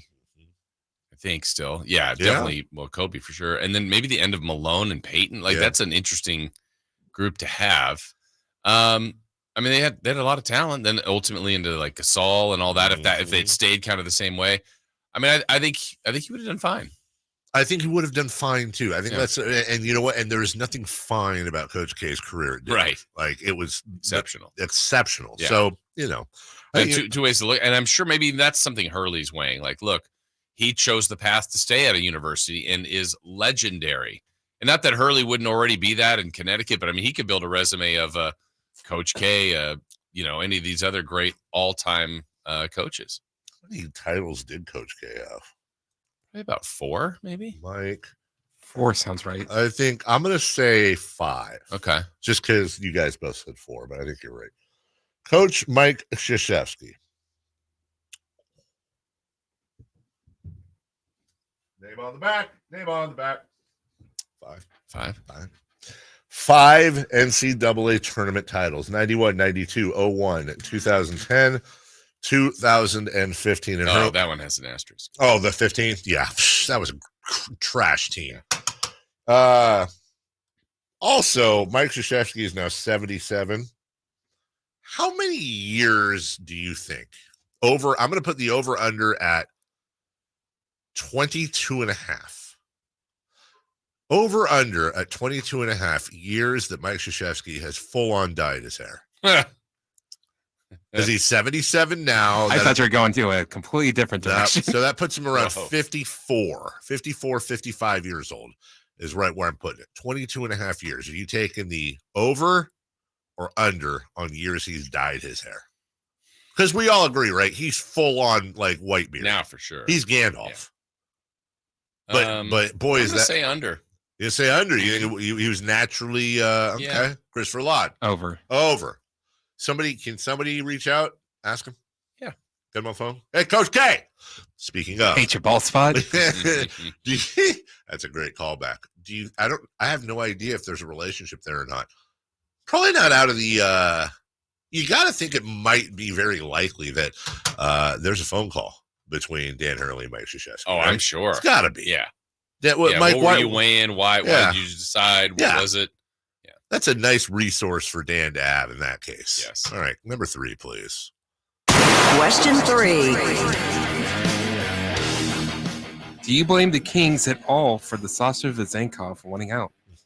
You gonna turn your mic on this time, or? I did. You reacted too quickly. I did. I know I did. I totally blew the bit. No, I don't. And I see Mike Brown knew his rotation. Here's the thing. Can I say this, Jason? Of course I can. Through the years of covering this team, you and I both know there is one truth amongst all when it comes to a team that's anything but a championship team or a highly successful team. There's always the guy. And every year, the guy becomes a part of the conversation. And what I mean by that, so Sasha Vezenkov is now the guy. The all-time greatest guy could possibly be Kyle Guy, Harry Giles, Jimmer Fredette once upon a time. Every year, maybe it takes a year off. We could go back through the list. We could literally do a double segment on the show this summer, going through the last 20 to 25 years on the guy that if only he had played more. And you know what happens 99.9999% of the time? The guy isn't great. Mm-hmm. I remember how I and everyone else, oh my God, Harry Giles is leaving. Why could we not have just all the years we were like, dude, once you hear what they said in practice about him, he's like the best player. If Harry gets in, remember, he was the number one guy out of high school. Like, look, I love Harry like a brother. He is such a sweetheart. So I mean, no disrespect here. Harry's had barely an NBA career since he's left. Kyle Guy, where the hell is he? Jimmer Fredette, whoever. Every year there's a guy that we latch on to. If only he had gotten time. Well, that's your guy now. And odds are, if Sasha Vezenkov goes somewhere else, you know what? He'll be fine. But I don't blame I'm not sitting here going, well, the Kings might have made the playoffs, so they played more Sasha. I'm going to put a little on the Kings in this regard. Oh! Argument. They elected to run it back, which I don't think was a terribly bad idea, with the exception of kind of the biggest addition, I would say, in the offseason was Sasha. And we know that Mike Brown went there a couple of times. Monty and Wet, that group really wanted him. I'm not saying they put this pressure on him, but by the visuals of us all seeing this, it's like, hey, they got him. They landed him. You know they were excited to get him. So then I think we're led to believe, like, this is a guy. Right. So, I don't think they directly planned it that way to falsely lead the fans. But based on their excitement, I think it lent to our excitement of what Sasha could be. And then, now it's still up to Mike Brown and the coaching staff to play him. So again, it's almost kind of like following the path to get there. I don't disagree with you. I think you make a great point. It's just I'm thinking like, also though, what are they supposed to, like, they signed Sasha Vezenkov. I was like, well, how do you feel about? Well, we'll see. Well, I guess my counter would be, he's okay. Did we ever have that feeling of Colby Jones? So Colby Jones was just another guy that they added. Now, if he turned out to, even Keon Ellis turned out to be a nice King, but like there was never any extra stuff put on him. And then as he played, you're like, hey, this guy can actually play. Where Sasha, it felt like there was a little bit of extra coming in. I don't think the Kings 100% did that, but they kind of indirectly did that. You know who had more hype than Keon Ellis and Colby Jones put together, I feel like, is Robert Woodard had a decent amount of hype out of Mississippi State. Like, this is the defensive stopper. I honestly bought into it. I was like, oh my God, is this the guy? Is this our second right? Is this our Draymond? Is this our defensive guy? Draymond with but he's nice. Just needed more time. He's still, hey, it ain't over yet. Yeah. We'll take a break. No shade at Robert Woodard. When we come back to the NBA, Celtics take a 2-0 lead. Did Dallas show you something?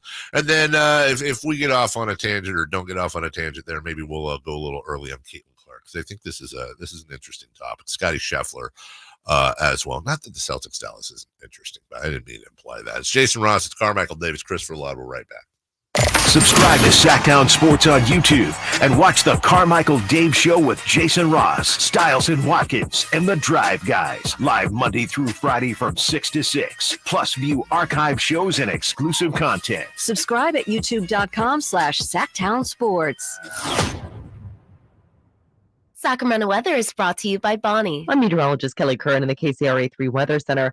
We are going to see a few clouds around the area this morning, starting out in the 50s, but temperatures will be topping out in the mid and upper 80s this afternoon. Get the latest forecast on the KCRA 3 News and the KCRA app. It's been said an ounce of prevention is worth a pound of cure. And when it comes to a nice, cool summer, it's so true. Right now, get a complete air conditioner tune-up for just $59. Bonnie, plumbing, sewer, electrical, heating, and air. Bonnie.com. Some restrictions apply. License 696-355. Drivers who switch and save with Progressive could save hundreds, which could be life-changing. I mean, you could put that money towards concert tickets for your daughter to see that singer who sings about painful breakups. And one song will inspire your little beauty to break up with that beast she's dating, Brian. Instead, she'll date someone who's nice and worthy of her love, not someone who addresses you and your spouse as bro. And it's all because you could save money switching at Progressive.com. Progressive Casualty Insurance Company and affiliates, not available in all states. eBay Motors is here for the ride. 120,000 miles of night drives, daily commutes, and who knows how many. Are we there yet? Through countless fixes, elbow grease, and a new radiator, you kept your ride alive. With eBay Motors, you have over 122 million parts to keep it running. And with eBay Guaranteed Fit, they'll be the perfect fit every time. Plus, at these prices, well, we're burning rubber, not cash. Keep your ride or die alive at ebaymotors.com. Eligible items only. Exclusions apply. At Fisher Investments, we may seem like other money managers, but we're different. What makes you so different than the rest of us? We ensure clients receive unparalleled service at every step of the relationship. Tell me more. Our investment counselors focus on service over sales, prioritizing clients' needs. How do you make money? We don't sell any commission-based products. We have a simple management fee based on the value of our client's portfolio. So we do better when our clients do better. What about client portfolios? We get to know each client, their finances, family, health, lifestyle, and more, and then we tailor a portfolio based on their specific goals and needs. Your clients really come first then, huh? Yes, we make them a top priority. Our goal is helping them achieve a comfortable retirement. Wow, maybe we are different. At Fisher Investments, we're clearly different. Learn more at FisherInvestments.com. Investing in securities involves the risk of loss. I remember as if it were yesterday. I reached down to move a nightstand and was astonished at the weight of the piece. Hi, this is Frank LaRosa with a word about Naturewood Home Furnishings. At that moment, I instantly recognized the difference between Naturewood's quality furniture that will last a lifetime versus lesser quality furniture found elsewhere. Now, I suppose there's a huge difference in what you'd put in your first apartment and what you would live with in the comfort of your own home.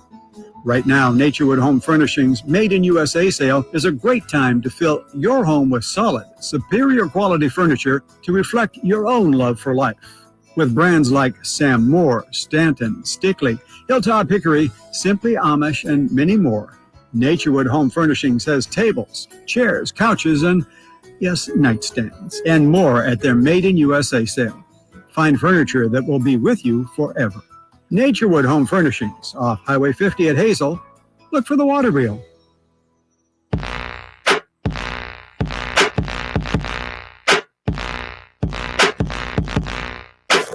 Waking you up with the best in local sports. They just make it interesting, you know? It's the Carmichael Dave Show with Jason Ross on Sacktown Sports. This is a new one. Or one at least I don't remember ever being played. Carmichael Dave, Jason Ross, Chris Verlon, all the way till, well, let's go till 10. Okay, that sounds good. Let's go till 10 a.m. The Boston Celtics have taken a 2-0 lead. Jason, was there anything, I understand if you still think Boston is going to win this thing, as did I. Do I? Did you see anything in game 2 that made you think Dallas has more of a chance than they did before game 2? Not really. I would say this, for Dallas' sake, there was a better compete level. There was a better sense of urgency. I don't know if they weren't quite ready for the finals in game 1 for whatever reason or what they were going to be hit with, but they defended pretty well. I think one thing they brought up, I think it was at the halftime show, which I think was a really good point. Like, we just watched Boston play Indiana. Right. And Indiana is so unique as far as pace and pushing the like they just go. They're going to have more turns at this and just go. Like they scored in bunches. Dallas hasn't had 100 yet. No. And Dallas is very very dependent on Luka and Kyrie, and that can win a ton of games. Yeah. I just don't think it can beat Boston. And you need more turn. Like they need to change something in a sense of their aggressiveness offensively. Like it's a lot of Luka, which is a great thing to have, but that's their out. And I think it's not enough. I want to take a quick exit off this freeway just because, in this business, there's a lot of ego in our business. And I don't want to not bring this up because I feel guilty for not having thought about it. I want to give credit to one of the texters who texted us in at 916-339-1140. I honestly didn't think about this angle, and shame on me. And the texter's asking, go back to Sasha Vezenkov real quick. Do you think it's a coincidence that Sasha wants out the week after Mike Brown signs his deal? I had not thought of that angle. And I'm kind of ashamed that I hadn't thought of that angle, but that does seem part of it. That right? That does, and by the way, that it's not like that changes anything, right? But if you're looking for motivations, you wonder what was Sasha waiting for if Mike Brown was going to. The only thing that I wonder about that this is the only thing that why it's catching my ear. Not that changes anything. Not that all of a sudden I agree with one side or the other, but Sasha Vezenkov as part of the team. If, in fact, he was waiting to see how the Mike Brown situation would resolve, well, does that tell me that an active part of the Sacramento Kings, privy to all kinds of information that we aren't, actually thought there was a chance Mike Brown wouldn't be back next year? Yeah. That's the only thing I'm now curious about and would like to find out. Because on the surface, I'm thinking, well, even if he didn't figure out his extension, Sasha, he's still going to be here. So what are you waiting for? Yeah. Maybe it had nothing to do with it. Yeah, but that's the guy that controls his playing time. But that's the guy that controls his playing time. Yeah. And maybe it's a coincidence, but I mean, we're a week apart. Yeah. Anyways, that's an interesting angle. We'll look at that. Here's Jason Tatum on Dallas making adjustments. Yeah, the way they started the game, right? They were playing faster. You could tell that they wanted to shoot more threes. Neither team really shot the ball well from the three, but you could tell that was part of their plan, just to play faster and shoot more threes and crash the glass a lot more as well. Okay, well, they certainly adjusted to that. Here's Kyrie Irving. Actually throwing shade at Boston. Listen. We beat ourselves a little bit tonight, just on our turnovers and just some of our defensive rotations. They got a lot of opportunities, second chance opportunities where they got an opportunity to go into fast break and just create just mismatches in transition. So look at some of the positives for sure, where we won the first and fourth, but at the end of the day, we got to win all four quarters if we want a great chance against this team. And we got to make sure that we create enough separation where we can play comfortably too and freely. So we had a good pulse about the game, I believe, going up until halftime. And then afterwards, they did what other great teams do, where they put their foot on the gas pedal, started pushing a little bit more, penetrating down the lane a little bit more and creating some opportunities at the free throw line. So, and they converted them tonight, 19 for 20. So you got to give them credit. They definitely picked up the defensive pressure. But I feel like we got some great looks as well. So it's definitely a great test for us. They did what they had to do. They won both games at home. Now it's our job to go home and win both games at home. I was joking about the shade. Just the label was that we beat ourselves, which I always feel like, well, they beat you too. But I think that's a pretty decent breakdown by Kyrie. Yeah, the one I think that I find interesting, he said, yeah, well, we won the first and fourth. Okay. 28-25 and 24-22. Right. Like, I felt they were a lot better than Boston in the first quarter. And when the quarter was over, I'm like, man, it's 3 points. Luka was going off. Boston can't make a three, and it's 3 points. I'm like, this needs to be 10 or more for Dallas already, and it wasn't. And then by halftime, still felt like Dallas had the better half, and they were trailing at half. Mm-hmm. They got it to 14, and it fell over. To Dallas's credit, at the end, they got it to basically a one-possession opportunity. But it just, Again, more outs for Boston, more ways for them to beat him. They could beat him defensively. They could beat him with any individual player offensively. Their three-point shooting wasn't great yesterday. Dallas could have made more free throws, but I don't think they got it. I think there's a lot of sub reasons why Dallas has lost these two games, not including the Celtics are good. Mm-hmm. But if, it's always like the keep it simple thing for some reason. And that's what Dallas is going to have to figure out, and him individually. These first two games, there's no question Kyrie Irving has come out flat. Mm-hmm. So he's going to have to figure that out. Yes, at some point. Exactly. Here's Jason Tatum on that chase down block by Derek White. That was a big time play for those guys to get back. I fell on the ground. So as soon as I just turned my head and looked up, I seen that they made a play at the rim. And that was big. Guys making winning plays at crucial times on both ends of the floor. All right. So here we are. Lastly, from Jason Kidd, and then we'll hit a quick break here. Well, you know what? He talks about Kyrie shooting. He had great looks. He just didn't go down. That's just the game of basketball. Sometimes you make them, sometimes you don't. You continue to keep playing. He had some good looks that just didn't go down for him tonight. Well, there you go. Okay. We'll take a quick break. When we come back, Caitlin Clark has been left off the Olympic team, and people are talking. And I think we need to really look at the difference between business and competition, because I think a lot of people. You ever see like a fence and there's dogs on either side just barking at each other? I feel like that's part of what's going on with this WNBA conversation, and I think there can be points on both sides. We're going to try to delve a little deeper into this conversation next. Our first year as the radio home of the San Francisco 49ers is one we will never forget. And here's Purdy going to throw one deep, wide for Debo. Made the catch on the back shoulder. Touchdown!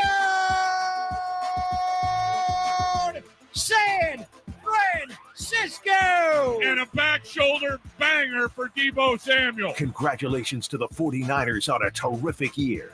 And thank you for so many wonderful memories. Do you have something from your past that may be holding you back? Some mistake you made. Maybe years ago you were younger. Hey, we're all younger and maybe made some foolish mistakes, and something that is still following you till this day, and maybe something that's also hurting you professionally going forward. Well, how would you like that removed from your record? A clean start. And while the Gonzalez Law Offices can help you with many things, but maybe you need help with something just like this. They do expungements, and they help you get that fresh start you were looking for. I'm talking about Jonathan Gonzalez and his law offices right in the heart of downtown, and he's here to help you out. He's local. He's not turning and burning through cases like a lot of other things you may see on TV, where it's just these law firms just go through case after case after case. He cares about you. He cares about the results. He cares about his name in this as well, but he cares about the community. So he's part of our community. The point is, if you want someone you could trust, someone that is willing to go to bat for you with whatever and wherever the situation may be of need, I feel like someone that needs to represent you, this is your guy. Go to saclegaldefense.com or call them 916-304-9187. That's saclegaldefense.com, 916-304-9187. Power Business Technology is proud to be 100% independent, locally owned, and managed Toshiba copier dealer. Local ownership cuts out the red tape, allowing ourselves to never be too busy to personally answer the call when our clients need us. Recognized for excellence in service execution, training, and customer service, we're proud to be named a 2022 Toshiba ProMasters Elite Dealer. Contact us today for all of your business printing needs at 844-POWER-BZ. That's 844-769-3729, or visit us at PowerCopiers.com.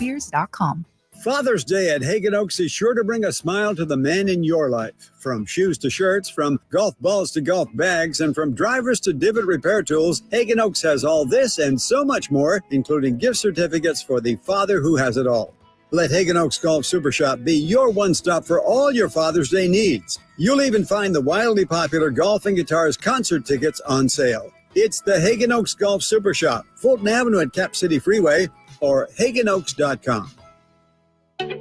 Get ready for the Kia Vacaville Summer Sticker Sales Event. This is your chance to make it a summer to remember with incredible deals on select 2024 Sportage and Sorrento vehicles. Kia Vacaville is offering an amazing 1.9% APR for up to 48 months for well-qualified buyers. Or you'll get $1,000 bonus cash on specialty tag 2024 Sportage and Sorrento models. It's the perfect time to upgrade your ride and start your summer adventures. Imagine cruising down the highway in your new Kia from Kia Vacaville, enjoying the advanced features and comfort of the Sportage or Sorrento. Whether you're planning a road trip or just driving around town, these vehicles are designed to elevate your experience. But don't wait too long. These unbeatable deals won't last forever. Your adventure starts now at Kia Vacaville, where every journey is an adventure. Visit them today and find the perfect vehicle for your summer plans. Model availability, lease options, and features may vary. Please visit Kia Vacaville for more details.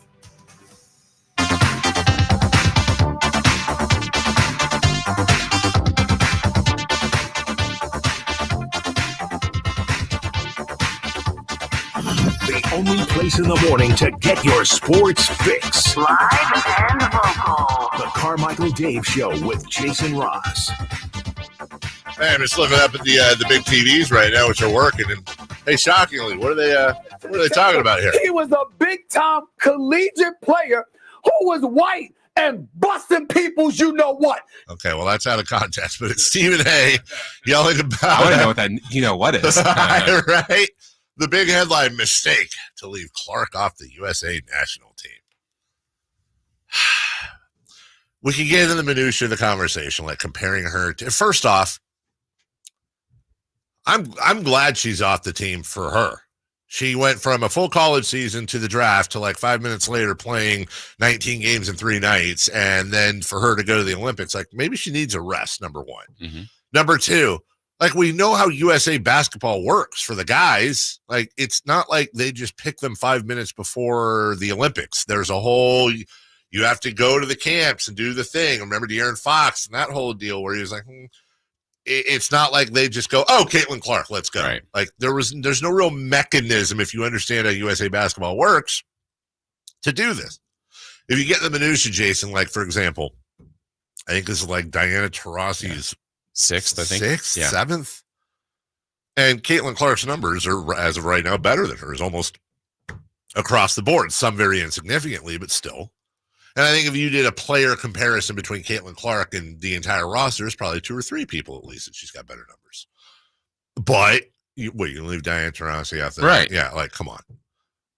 So, go ahead. Yeah, it's very similar to the men's team right now. Like when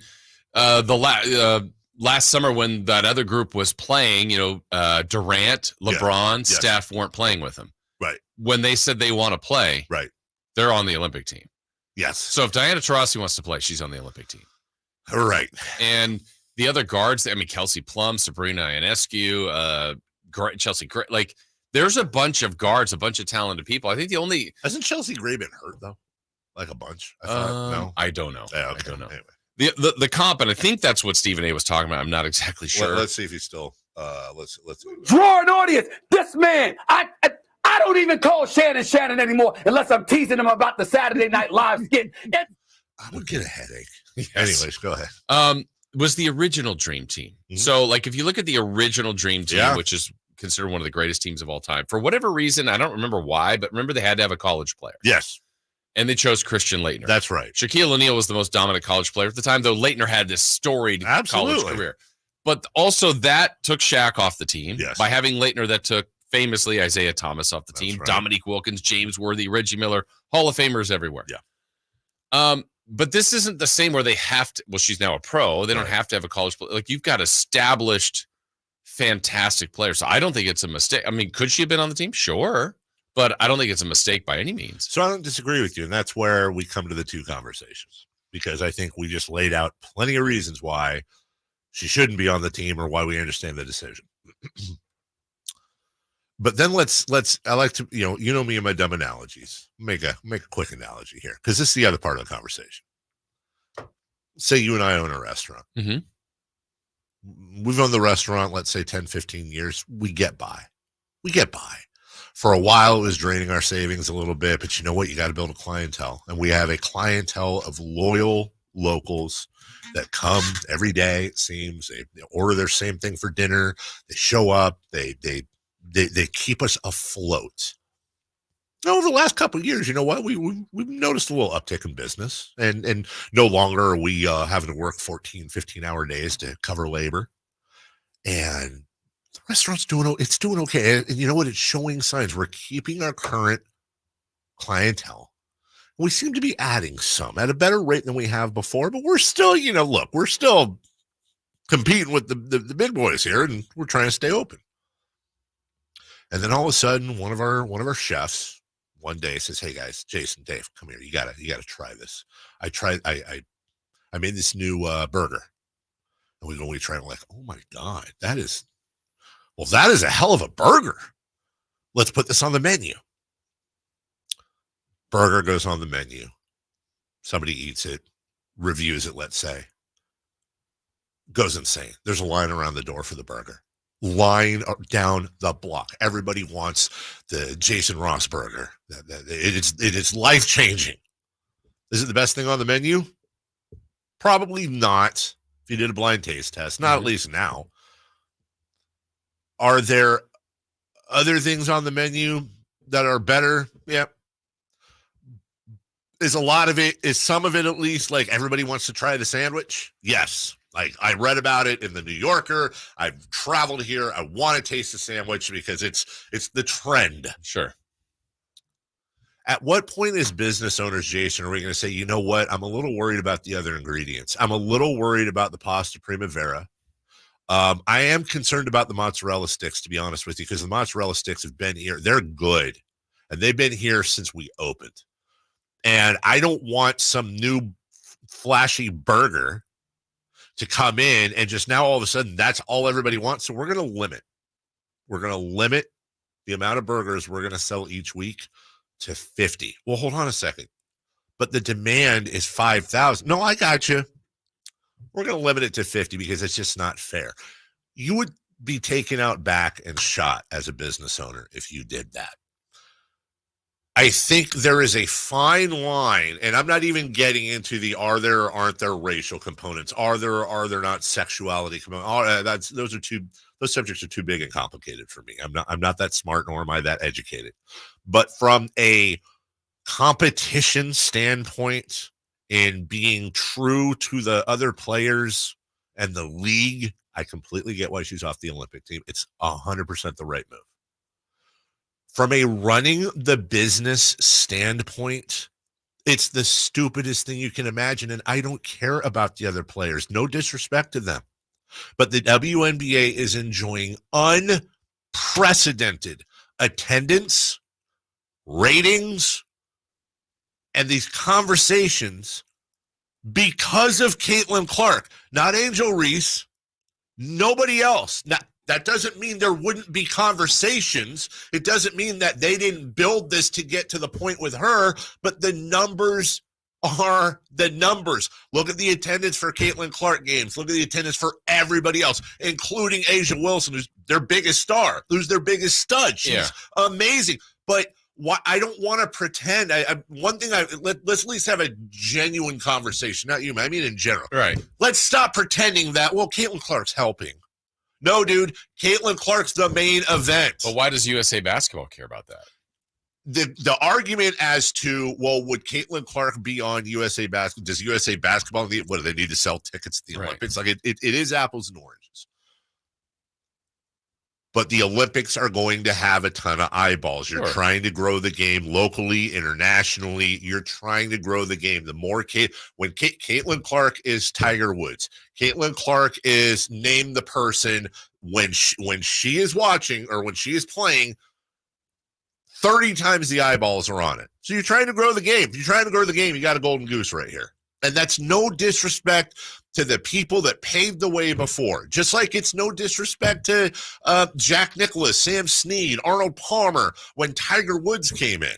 You're not disrespecting them. No, I just think they're trying to win a gold medal. And it wouldn't be a reflection of her. Like she could be the starter or the 10th or 12th player and they could win a gold medal. Isn't that their goal? It is. First off, is there any thought that they're not going to win the gold medal? Like, aren't It would they be a stunner. like insanely dominant? Number one. Number two, is there any argument that putting Caitlin Clark on the team is going to make them worse? No, I wouldn't say that. So, but does it help grow the game if let's put her as the last player? I don't know that she would be, but let's say she's 13th on the roster and would probably play every game if they're dominant, but what does that do? She's there. Yeah. And then the talk is, why isn't she playing more? Sure. This is ridiculous. There's no perfect solution. I'm not offering a perfect solution. I'm saying I'm not talking about ethics. I'm not talking about respect. I'm not talking about what's right or wrong, air quotes. I'm talking about from a business standpoint. You gotta That's like a WNBA business, though, not an Olympic business. 100%. Yeah. But how many times have we seen Olympic boosts for other sports? Yeah. I'm not talking about like the NBA. They're already there. I'm not, and NFL doesn't count, but tell you right now, like it's like World Cup for U.S. soccer, what that's going to do in a few years. What the Olympics do. I mean, Christ, half this country cares about hockey once every 4 years, and that's when it's in the Winter Olympics. Mm-hmm. You have an opportunity to showcase this sport and this person on a national stage. You should be, I mean, I'm not saying they should call it the Caitlin Clark League brought to you by Caitlin Clark with special guest Caitlin Clark, but I'm saying wouldn't be the most terrible business. Like, let's at least have a legit conversation. I'm not here to say it's fair that Caitlin Clark has watched more than I'm not here to say to justify it. I'm saying the numbers are showing that people dominantly want to see Caitlin Clark, which will bring money and revenue and already has. Grow the damn sport more and accelerate it. Hop on board again from a business standpoint. That's the argument, which is why I think. Don't you think the WNBA wants her playing? Wants her playing what in the Summer Olympics? Yeah, I do. So, I mean, like, I think that's the point that Jason's making. That this isn't a WNBA decision. No, I'm not saying it's a WNBA decision. I'm saying the decision in general. USA basketball. Like, what does this make better for women's U.S. basketball? Because you're continuing anything that she is on is a main event. You're continuing more people will watch the women's basketball in the Olympics if Caitlin Clark is playing. The more people, maybe you're watching you're watching USA basketball and they're playing Angola, whatever, and Gina Smith. I'm just using a specific player goes off for 31. Oh wow, I really like the way she plays. I want to go follow her when she's back in the WNBA. And maybe those eyes weren't on her if Caitlin Clark's not playing. There's never in business, you don't ever want less eyes on your sport or your product.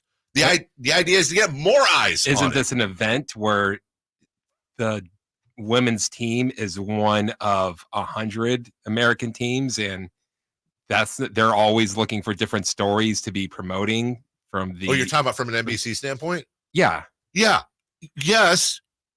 Caitlin Clark instantly goes to top 5 of all those stories, though. You think so? Yes, you're going to have NBC doing you're going to have Caitlin Clark sitting down with Hannah Storm with the Eiffel Tower behind them. They're going to be following around her family. She's Phelps, she's Biles to you, all those 100%. I think Biles is still Biles. Biles is still Biles. She's the biggest star of this Olympics. But it's not an either or. I'm not saying Biles or Caitlin Clark. I'm saying Biles and Caitlin Clark. And by the way, how great is it that we're talking about in Biles and Caitlin Clark? I mean, take the NBA out of the equation, but correct me if I'm wrong. Those two alone are bigger stars than any man in the Olympics right now. Am I wrong? I would also put Katie Ledecky up there. I think you're absolutely right. What about LeBron? I was saying take away NBA basketball because I feel like that's kind of cheating. But would this be the same comp? And it's probably not, as I'm saying it, if Victor Wembanyama was American. Yeah. And I guess he's not doing the same to the NBA his play is. Right. Maybe not the people but the impact. Watching. Right. But would you say you'd put him on Team USA? I would say if the NBA were having the similar growth pattern and moderate success, especially recently as the WNBA, and Victor Wembanyama was a Caitlin Clark. Yes.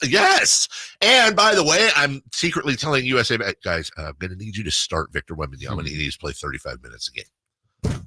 Anyways, I think there are parallel conversations, and I think that my point is, I think there's good points on both sides, and it is a fascinating conversation and how this thing is covered. and everybody having their hot takes and this is right and this is it. I think it's honestly the most fascinating thing going on in sports right now. I truly do, and it has a lot. It's a lot bigger than basketball, I think, as they say. We'll take a break. When we come back, what the heck is going on with Sasha Vezenkov? We'll get back into that. Also, Scotty Scheffler's been dominant. We'll tell you exactly how dominant next. Did you miss any part of our live local shows? Don't worry, you never have to miss them again. Check out sacktownsports.com and search our podcast page and play our shows when you want. The Carmichael Dave Show with Jason Ross, Stiles and Watkins, and the Drive Guys. Plus, other podcasts like Return of the Empire, Return of the Roar, the Stingers Up podcast, and Golf to Go with Frank LaRosa. They're all available right now on sacktownsports.com. I didn't ask to be thrown in the streets with nowhere to go. I didn't think I'd survive. But I did ask for help, and Covenant House was there for me. 1 in 10 young adults will experience a form of homelessness this year. For these kids who didn't ask to be put in this unthinkable situation, Covenant House is there. Covenant House helped me break the cycle of homelessness in my family. They gave me the love that I needed. Over 2,000 young people will sleep safely in a Covenant House bed tonight. When youth who are experiencing homelessness have a hot meal, a safe place to sleep, medical care, and love, they can overcome heartbreaking challenges and have a brighter future. They just really genuinely just wanted to help me succeed, and I'm succeeding.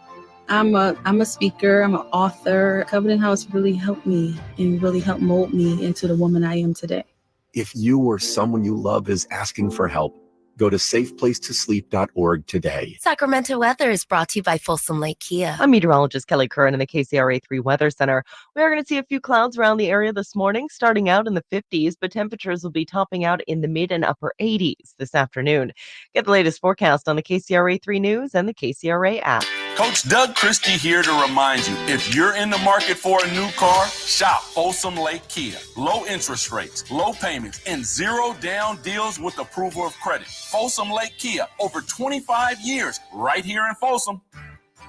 Hey, it's Carmichael Dave for American Energy Heating and Air with a question. Have you recently had a technician diagnose your HVAC system? You were a bit surprised at how much it cost, or did something seem off about their quote? Because at American Energy, they take pride in giving you honest, straightforward solutions to get that system up and running. Have their qualified technicians come out and give you a free second opinion. It's free. You got nothing to lose but some dollars off of that original quote. They're making the uncomfortable comfortable. They've been doing it since 1981, serving the greater Sacramento area. A+ with the Better Business Bureau. That's why they keep having customers coming back for more and more and more. You can call them and set that appointment at 916-520-9990. That's 916-520-9990 or AmericanEnergyAir.com.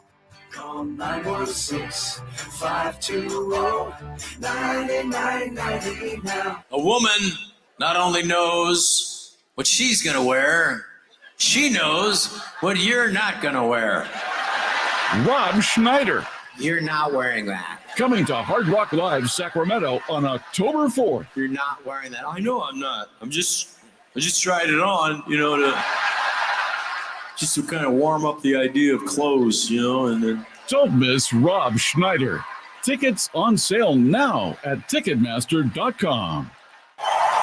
From the Power Business Technology Toshiba Studios. Your home for Kings basketball for over 25 seasons. No look, Bibby to Weber, down the lane, flying jam. There's your play of the night right there. It's inside is Sabonis, a two-hand rip, a brilliant pass from De'Aaron Fox. KHTKAM Sacramento, KYMX HD2 Sacramento. Sacktown Sports.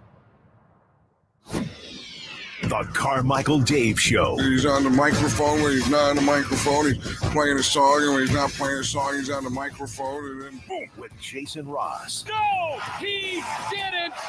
Yes, he did.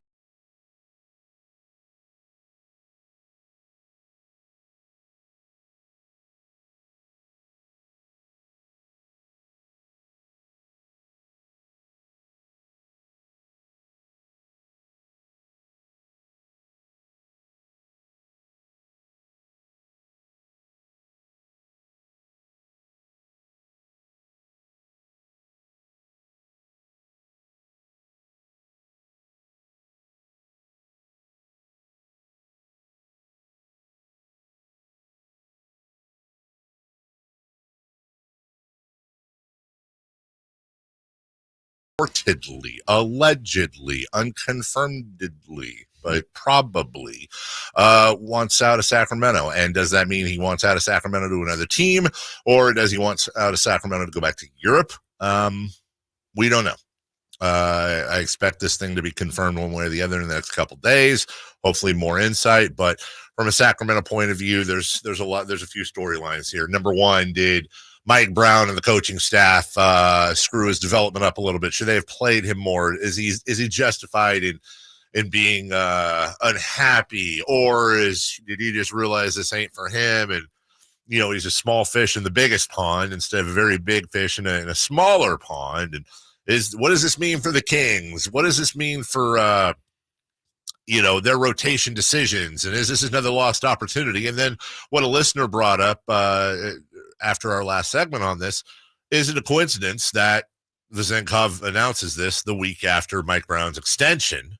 To which I asked, well, if he was waiting for that, which again, we're doing an allegedly on top of an allegedly, then did he have some reason to think that there's a possibility Mike Brown would not return? Right. So a lot of stuff to break down here, Jason. Yeah. I mean, and we haven't really talked about it that much from Sasha's perspective, but if you were just, and we've kind of already broken down what the EuroLeague MVP has been in the past. There's some significant names, and there's some other names you're like, okay, I don't even know who that is, and they didn't have an NBA career, and that's okay. But if you went from that to playing 42 games, having some injuries and limited minutes, about 12 minutes a game, that's got to be tough as a professional, because I'm sure Sasha had hopes of, well, this team does want me, covets me, they're paying me pretty well. I am going to be a big part of the rotation. And I'm trying to think what Monty, his thought process. I mean, what do you think, perfect world, they were getting? Probably the seventh or eighth man. I was just going to say seventh man. That's a nice little spark plug outside shooter off the bench. Consistent shooter, rotation shooter. Yep. And then, looked like he had ability to make some plays in the EuroLeague. And Right. And I would say he was not that. Was he given enough opportunity to see if he could become that? That's a fair debate. But I think when we saw him play, I would say flashes would be the best way. Right. Because there were some games like, oh, Sasha helped today. That's right. But there are other games like, yeah, I kind of thought there'd be more from him. Well, I think there's two other things we need to look at too, Jason. Number one, a very popular question. It's a very understandable question being asked. Well, wait, hold on. If Sasha leaves, does that give us more money to pay Malik Monk? The answer is no. Right. No, it does not. That's not how it works. It will not help one penny in paying Malik Monk anything more than they can already pay, which is, I think, up to $78 million over 4 years. It will not. This is apples and hand grenades. Does not affect each other. Number two, look, this is always also a tough conversation to have because people get very territorial, and I understand that. And I don't mean any I mean zero disrespect when I say this. The EuroLeague is basically the equivalent of a minor league for the NBA. This is not the end all be all. Well, Dave, hold on. What about Luka? What about Nikola Jokic? What about this guy? What about that guy? Yeah, they're not playing in the EuroLeague for a reason. There's a reason they're in the NBA, not in the EuroLeague. It's not anywhere close to the league the NBA is. Well, hold on, Dave. What about these national teams in Europe beating this guy, and this team in the USA and this and that? The USA's lost. Yes, number one, those NBA players are playing on those teams. Number two, it's also different rules. People forget that sometimes. When Spain beats the USA in the Olympics, they're playing FIBA rules. They're not playing the NBA. Now, that's not a crazy difference, but there is a difference in the way FIBA rules are and the way the NBA rules are. It's a slightly different game. So when I say the EuroLeague is, I wouldn't say miles below the NBA, but it's not. I would be very curious what would happen if the top 4 G League teams played the top 4 teams in the EuroLeague and they played NBA rules. And you get the feeling they would absolutely crush those Euro teams. There's a reason why, because if you're unless you're a rarity where you just don't want to leave Europe, that's where your home and your kids are. If it's that, fine. But the goal of, I would say, 98% of all players in Europe is to graduate to the NBA, right? For money. Obviously, there's a lot more money in the NBA. So I think the most likely scenario here, and again, I'm 100% spitballing, Jason. I don't think Sasha Vezenkov had I don't necessarily buy that he had heightened expectations because I look at the amount of money they signed him for. Yeah. They signed him for $7 million a year. He and his agent know what NBA players are making, and he had the ability. He didn't have the rookie restrictions on him. Remember that. It's not like they in the draft where you can only get paid so much. So remember, if I remember correctly, Jason, I want to say, didn't they bring Bogey over? Wasn't it $9 million a year? Yeah. So that was like 7 years ago. So you're bringing the reigning EuroLeague MVP over for $6.5 million a year. Well, the fact that he signed that deal tells me he understood he's getting paid as a lower fringe rotational player that maybe would have an opportunity to work his way in. So I don't buy the whole, that. Isn't it? It could just be this simple. Hey, I came over for a year. Game's a little different. Yeah. It's tough to adjust. I don't love it. I'm not as happy. I'd rather play 35 minutes a game. I'm 28 years old now. I'd rather play 35 minutes a game in a league that I know and that I'm celebrated than struggle to play 6 minutes in a game and go through, 3-4 games at a time where I'm a DNP.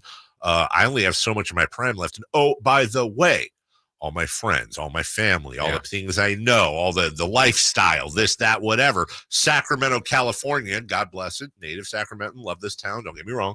Sacramento, California versus, I don't know where the hell he was living, but I guarantee it was more European-y and rad than here. Yeah, right? Maybe he doesn't like the food. I don't know. Maybe it's a combination of all those things where it's just like, you know what? I came over here. I'm getting a little homesick. I'm not getting playing time. I want to go back. Yeah. Now it's what's next. If this report is true, how do you, if you're the Kings, either figure out what you're out? Can you trade him to another NBA team? I would say yes. You can. Do you get, are you now trading a quote unquote, if we believe the reports, bit of a disgruntled, probably lower paid player? Yeah. That's probably about the equivalent you're getting back. Yeah. And if you're that other team, even if you're taking, now, for example, I'm throwing this out there. If you're the Kings and you're trying to make a move for Zach LaVine, big dollars, right? Big dollars. Well, now you throw Sasha Vezenkov in there. Maybe Chicago's like, we want to get off the Zach LaVine contract so much that we don't really care if Sasha plays or not. We'll eat the $6 million. We don't care. We're off it's $6 million for 1 year as opposed to Zach LaVine and his $50 million a year for the next 3. I feel like that's the type of partner you're going to have to find where they're like, well, if we get Sasha, that's great. Or, whatever, he goes back to Europe and we retain his rights indefinitely. And maybe that's going to be part of a trade down the road with a 2nd round pick and the rights to Sasha Vezenkov. And we've seen that before. Players will never play in the league that get traded around. It's interesting. It'll be interesting to see what comes out. We have 1 minute left, Jason. I had a number for you because I wanted to congratulate Scotty Scheffler and his newborn was out at the Memorial, Jack Nicklaus's tournament ahead of the U.S. Open. And, he won, and he is on a heater right now that can only be described as Tiger-esque. He is on a Tiger Woods level heater, just to give you an idea of how good he is right now. If a PGA Tour golfer, or any golfer really, played the last 8 events that Scotty Scheffler has played, the API, Players, Houston, Masters, RBC Heritage, PGA, and Memorial. So you've got, 2.5 majors, 2.25. If that player that played in those last 8 events made the cut in all 8 and just played them all to the field average, they'd be at about a score of about +5 at the end of those 32 rounds. In the same time frame, in the same tournament, Scotty Scheffler is 106 under. Wow. The PGA Tour average for those who made the cut, even in his not including the ones that missed, just the ones that made the cut, which means the average is going to be far higher because you're knocking off the +12s. They're at a +5 over the last 8 tournaments. Scheffler's -106. And by the way, in that -106, he was also handcuffed and arrested and thrown against the thing and taken to jail and then had to tee off. And golly, and he had a baby. His wife had a baby, but still, anybody who's had a baby knows, I know Scotty's not probably changing diapers all day long, but Your sleep schedule, your life, your whatever. It's his first child, not just had a baby, had his first baby. Minus 106, Jason. We had a baby. It's a boy. We had a baby. It's a boy. Collect call, Scotty Scheffler. We'll take a break when we come back. All right. We got a little bit more Sasha here. Just why didn't it work? And is there blame to go around? And if so, who do we land it on? Because again, it's sports radio. We got to blame somebody. Why is it Slamson's fault? We'll talk about that next. On the move? Got somewhere to be? Take Sacramento Kings basketball with you. The Sacktown Sports app will let you stay connected to your passion. Never miss a moment of Sacramento Kings basketball with the Sacktown Sports app.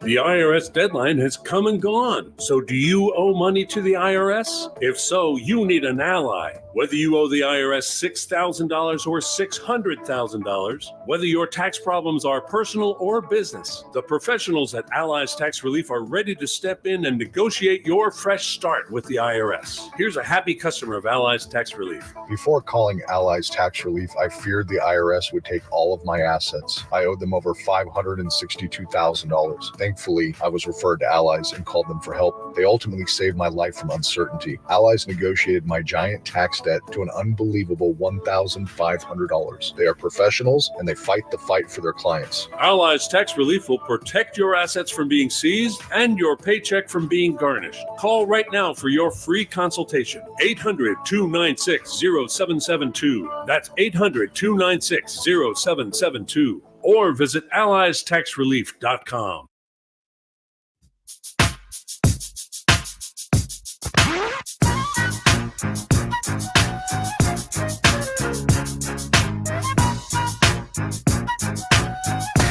Carmichael Dave. He has very good sources, and he just kind of tells it as it is and gets to the point. Jason Ross. He has a lot of pretty smart things to say. He's good at what he does. On Sacktown Sports.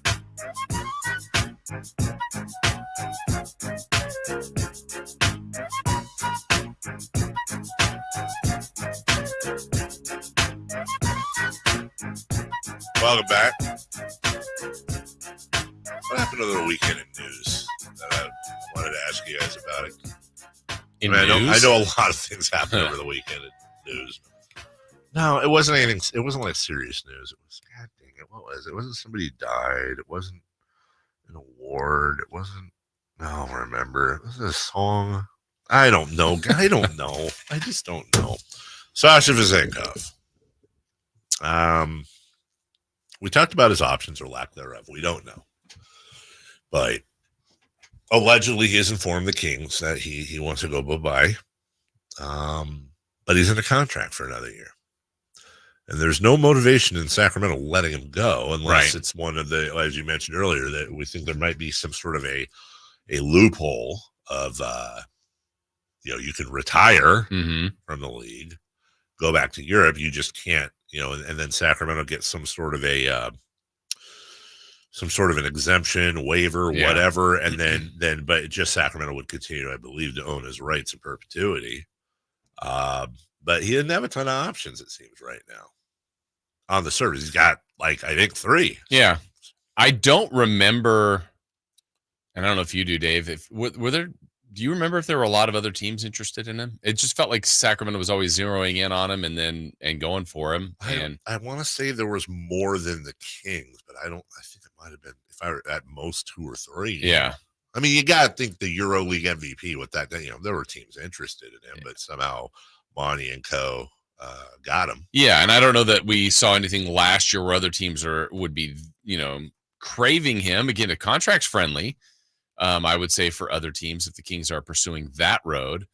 It's weird that this did come out this way. I wonder what the true internal talks have been with Monty's group and his group and him, Mike Brown and Sasha and all that, just because, where's the disconnect? What truly is the issue here? I think it's a playing time. Yeah, it's got to be, right? You've been that successful. You played so well over there. You were the MVP. Now you're going to a new environment. You were probably super excited, and you're thinking you're going to be a key piece to an up-and-coming team. Certainly the team didn't have the year he wanted. He got injured. And I don't even really feel like there were that many, defining moments from Sasha this year. He had the three. The three. And then, then he made the block. By the way, I was wondering, I had forgotten. Remember, on June 23rd, the Kings of 2022, Kings acquired the rights to Sasha Vezenkov, who was actually originally drafted in 2017 by the Nets, traded to the Cavs. His rights were. By the way, as part of the James Harden deal. Then the Kings acquired his rights for the 49th pick in the 2022 draft. That pick went on to become Isaiah Mobley, who played a little bit of a couple years, and then they signed him to a 3-year. So they waited a year and then signed him to a 3-year, $20 million deal. So that's how that happened. So it wasn't really a free-for-all. When you look down the list of who do you blame Monty? Do you blame Sasha? Do you blame Mike Brown? And Jason, I don't think it's a cop-out to say I don't blame anybody. Like, I don't blame Monty. They scouted the guy who's the EuroLeague MVP, has great credentials, and ultimately it's like how we always talk about how Zach Edey on the surface should be the absolute, without a doubt, can't miss number one pick of this draft based on college. Number one pick, no doubt about it. But Zach Edey, being the two-time most valuable player in college, outstanding player in college, is a little bit of a second cousin to Sasha Vezenkov being the EuroLeague MVP. You're talking about a different league and a different type of scouting, if you will. It doesn't always carry over. In fact, most times it doesn't. There's a lot in common between the EuroLeague MVP not panning out in the NBA and the college most outstanding player not panning out. We've gone over that list too. So they are kind of cousins. And just as it's difficult to figure out why XYZ player on Indiana who plays, averages 8 points, 7 boards, and 4 assists is like a top 5 lottery pick guy and not Zach Edey. Well, it's the same thing over with Sasha. Like you're trying to extrapolate what these guys can do in the NBA based only on EuroLeague comparison. So I understand the scouting. I get it. And by the way, Monty signed into a 2-year, 3-year, $20 million deal. It wasn't like they signed him to some giant deal. Do I blame Mike Brown? Not really. Could he have played him more? Probably, but you're also trying to we don't know what is. I don't think Mike Brown as a coach is going to instinctively be like, I don't want to play this guy just because. Right. There's obviously things that he didn't see in practice, things that he didn't trust defensively, things that they see out there that we maybe can't when it comes to, it's not just scoring, rebounding, and assists, as you know. It's like, okay, well, how is he guarding his man? Are they isolating Sasha on defense? Okay, is he able to fight through screens? Is he quick enough to be able to fight through screens? Does he understand how to run the plays properly and get open? And, what's his trigger like? How quick is it? Anyways. Yeah. And then, okay, well, do I blame Sasha? I mean, other than him getting injured, which isn't his fault, like, I don't think he came over here not wanting to play. Sometimes it's like, I don't know, you go out, you meet up on one of the matchy date sites and you go out to dinner and the chemistry just isn't there. And nobody did anything wrong. It's not there, man. Yeah. I mean, on the Mike Brown part, I would say this. I think the one thing about coaching in the NBA, besides X's and O's and all that, everybody's kind of got their guys. Right. So I think if you were a coach of the Kings for half the season, then I was coach of the Kings for half the season, and the offense, defense, everything was run the same. Sure. But it was your decision on playing time. And in some sort of weird world, could we do it where we matched our rotations just wouldn't be the same, would they? No. And why? Doesn't mean, like your hunch is we're going. habitual and we trust. Yeah. And so I don't think Mike Brown fully got the trust of Sasha, vice versa, but if there's a world where let's just assume these rumors are true, but he comes back. Can Sasha get that? Can he earn? I don't know. Sure. I would think he could, but he has to play better, certainly. And there has to be moments where you go, wow, I went to this player. He performed. I now trust him more than I did the day before, and so on and so forth. So, again, it's not placing blame, but I think this for any caliber NBA player. I firmly believe if you give anybody that's got NBA skills 20 to 25 minutes consistently, you'll get numbers. Now, is it making you better? I don't know. But I think all these guys can play. it's interesting when you bring that up as far as getting the trust back if you were to stay. Mm-hmm. Because it's also like, look, these are grown men. When I use a children analogy, I don't mean disrespect, obviously, but it's like if one of my kids acts up and does something, the last thing I want to do, not just for my child's growth, but also for my other child's growth, is I do not want to reward the squeaky wheel. I don't want to do it. In fact, it's the opposite. So if you're Mike Brown, if you're Monty McNair, I would hope the very last thing you're going to do is be open to doing anything differently with Sasha Vezenkov, because why would you negotiate with a guy that's holding you hostage in the media? Right. Again, if that's true, I would say say to him very simply, like, bro, maybe it just comes to, again, if you want to believe in Mike and Monty and take that side of the equation, then it's really this simple. We as fans and media, we see the ball games and we see all 48 minutes plus, and that's how we make our decisions. You know what we don't see? We don't see for every 48 minutes of ball game, there's 2 hours of practice going on. We don't see that. We don't see, well, what is he missing in practice? Is he all the things we just talked about? So the thing is, it's like, Sasha, you control your own destiny. Yeah. It doesn't behoove me as a head coach in the NBA trying to win a championship to not play my best players. So it's really simple. You show me what you can do in practice. You get in the games. You show me what you can do in the games. Your minutes are going to increase. I'm going to play you more. And if you want, he shouldn't get any special treatment. He should. I just, to your point, hope he isn't getting whatever the opposite of special treatment is, but I don't know why why would you want to do that? I'm going to play my best guys and give me the best chance to win. Yeah. It felt like the roster was constructed last year. The starting five was playing every game, obviously. And I felt like as long as they were healthy, Malik Monk and Trey Lyles were playing. Those 7 guaranteed. Yes. Some nights Mitchell didn't play. That's right. Some nights Sasha didn't play. Right. Hey, here's Alex Len. Here's JaVale McGee. Colby Jones got a little more run. Keon Ellis. But that 7 from when it was Herter, Barnes, Keegan, DeMontis, and De'Aaron always started. And then we always saw Malik and Trey. Non-negotiable. Those 7 played no matter what.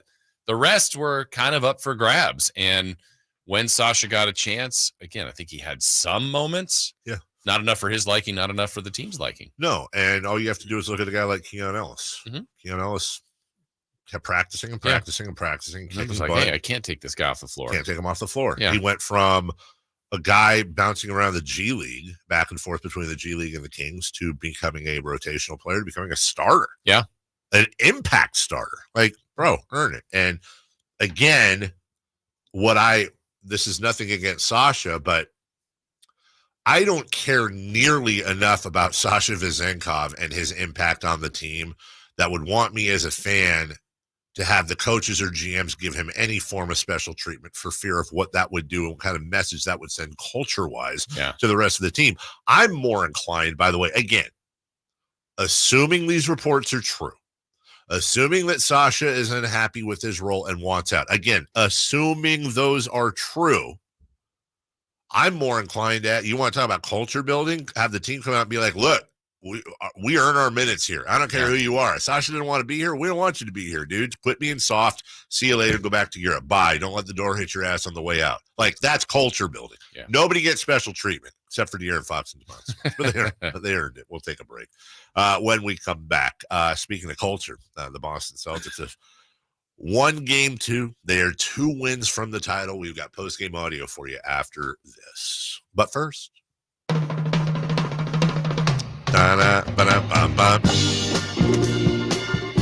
UpsizeMatters.com is calling you. If you want to get a little special treatment, hey, listen, it just occurs to me, maybe your partner's unhappy with your role.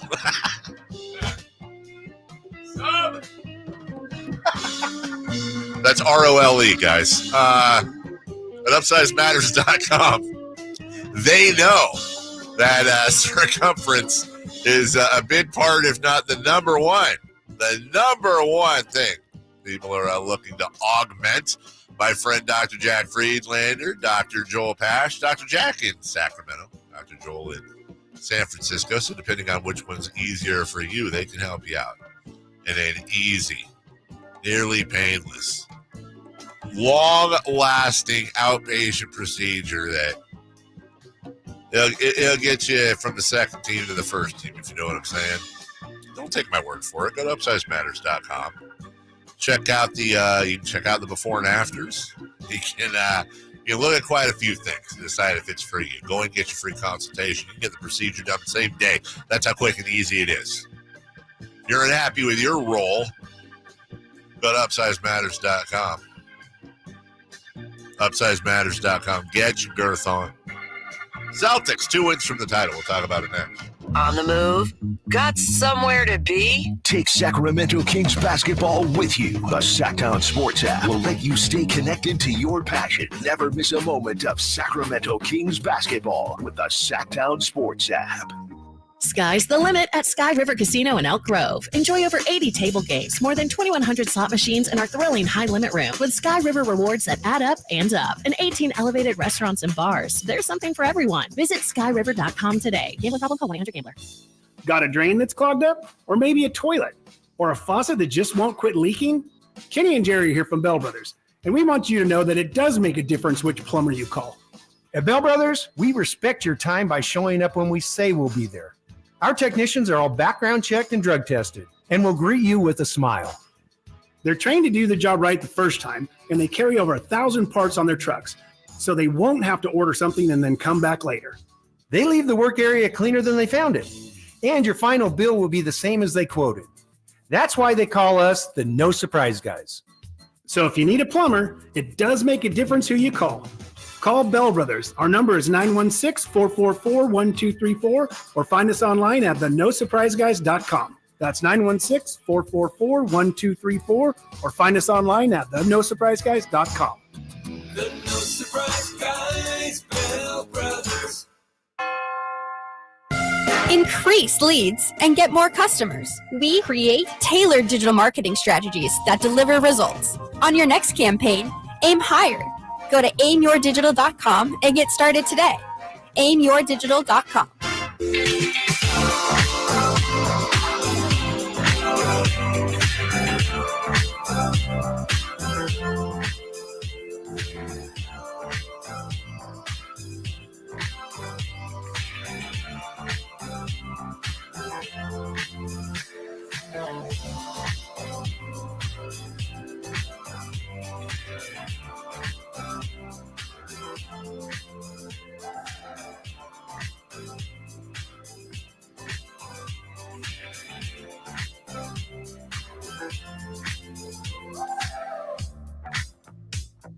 They bleed black and purple. It's the Carmichael Dave Show with Jason Ross on your local sports leader, Sacktown Sports.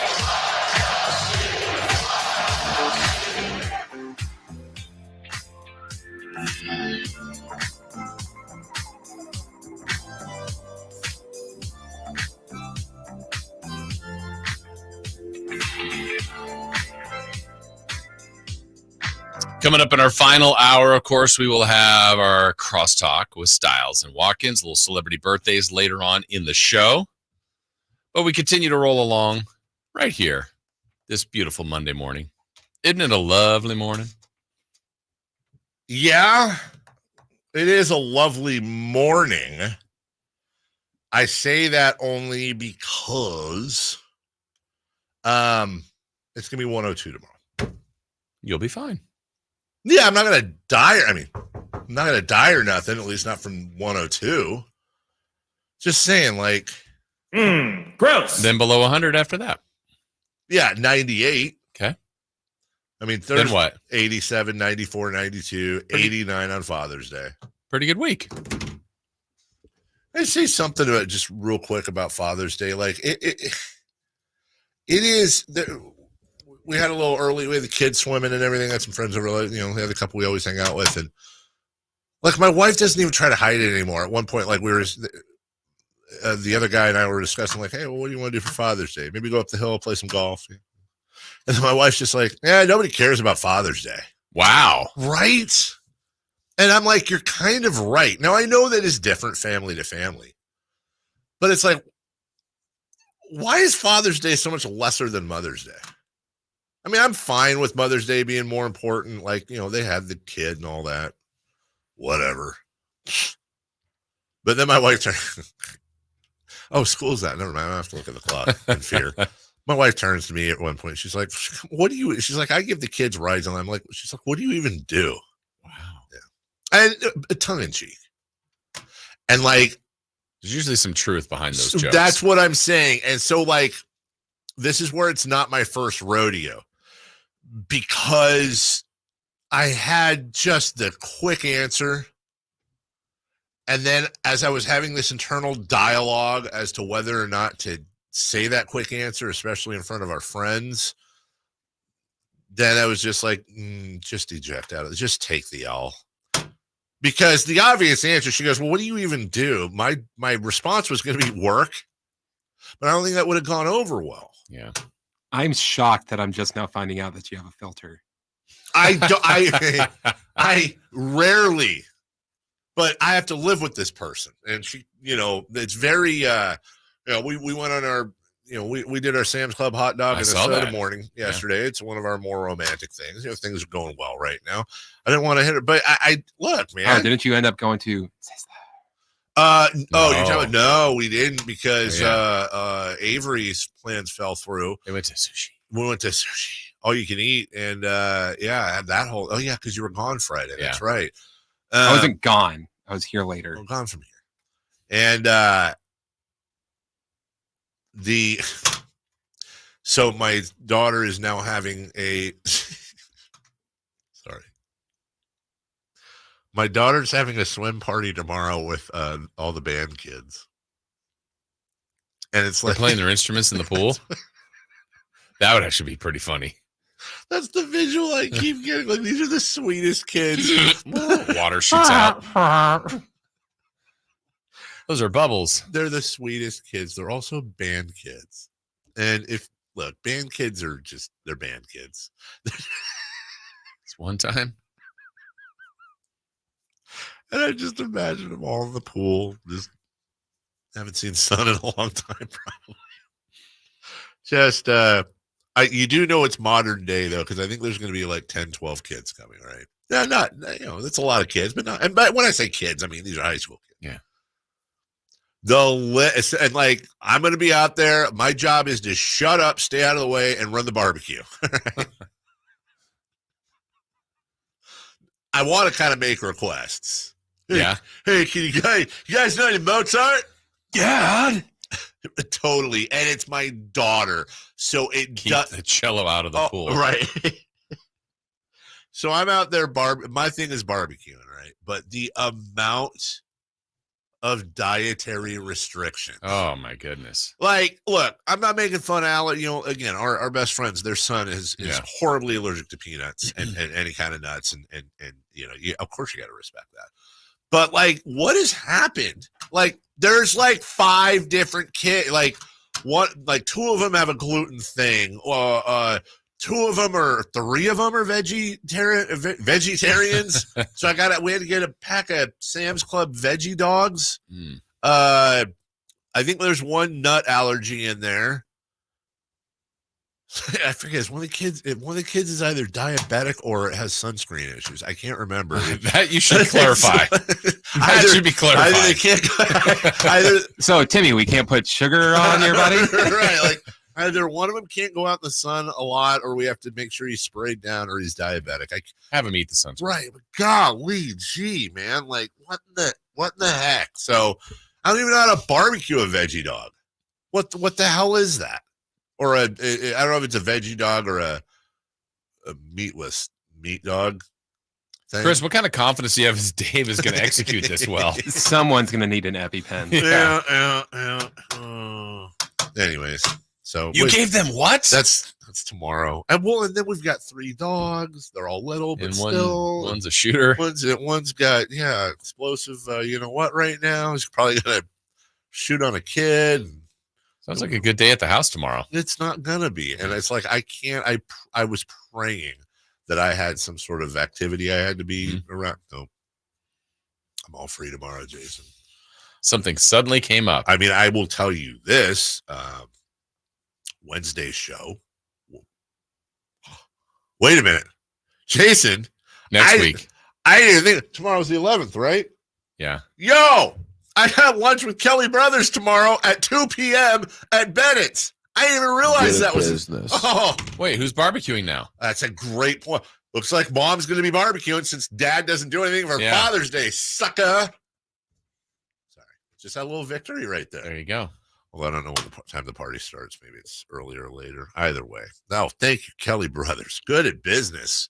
Bad at barbecuing tomorrow. By the way, Celtics are 2 wins from the title chase. Celtics are 2 wins from the title. Yeah. And there was a lot of stuff going on after the game, including Joe Mazzulla talking about Jason Tatum. I'm really tired of hearing about one guy or this guy or that guy and everybody trying to make it out to be anything other than Celtic basketball. And everybody that stepped on that court tonight made winning plays on both ends of the floor. That's the most important thing. And then to answer your question, Jason makes greatness look easy. He does it in a lot of different ways. He does it on defense. He does it on rebounding. He does it on passing. He does it on screening.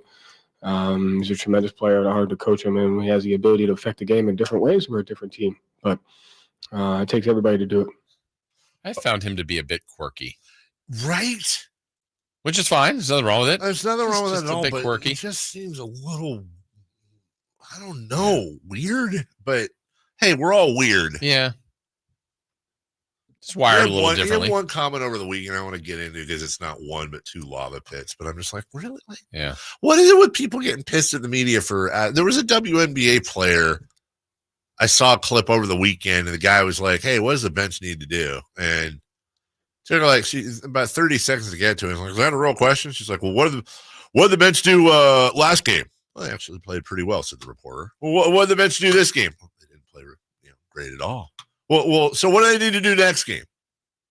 Well, they need to play better and make shots. Yeah, they need to make shots. Is that it? I'm done.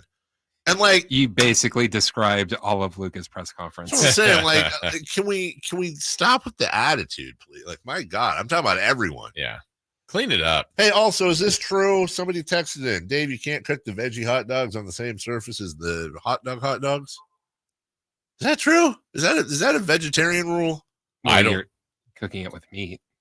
No, but I'm saying, like, do I have to use a separate grill or something? Because no, you just put one on meat on one side and the veggie stuff on the other side. No, I thought they're saying, oh, okay. Unless they're like the allergy part I could see, but that's not an allergy. That's a preference. You can't be allergic to meat.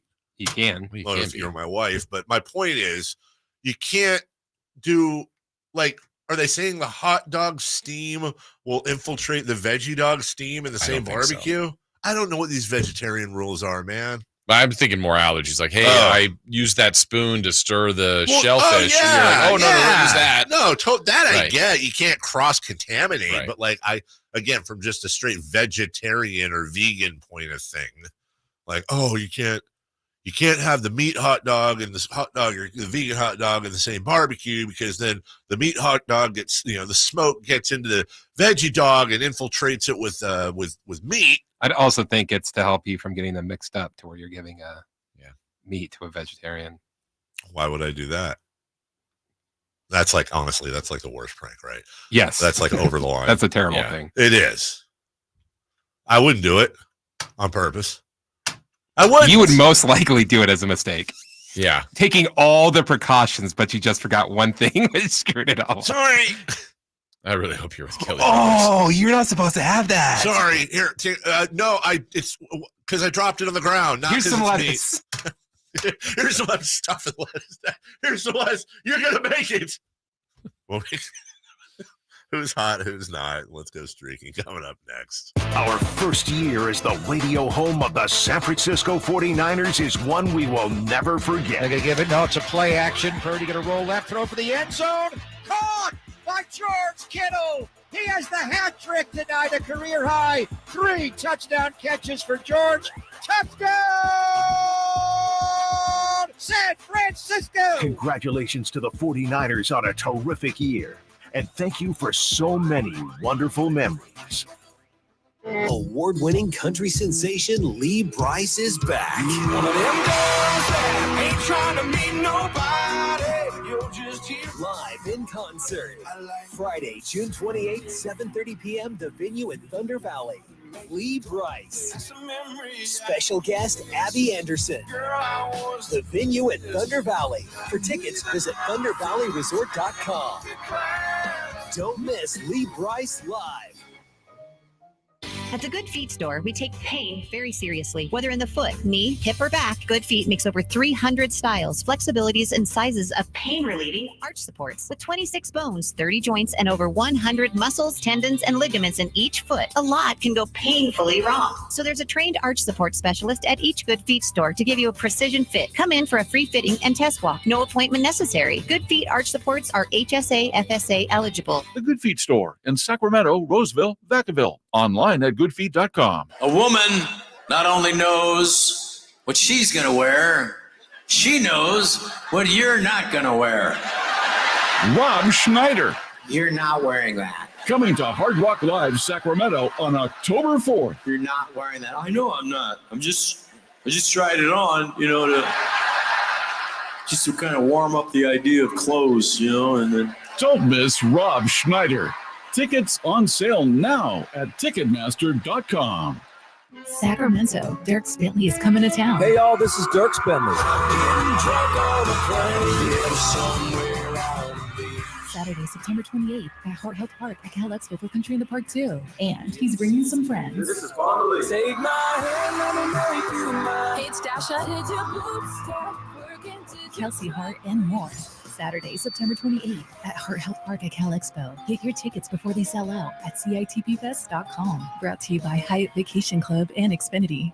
Capital Casino has been serving the greater Sacramento area in the same convenient downtown location for over 20 years, with plenty of close-by, well-lit parking monitored by security staff and offering the most variety of table games in the region in a safe and friendly environment.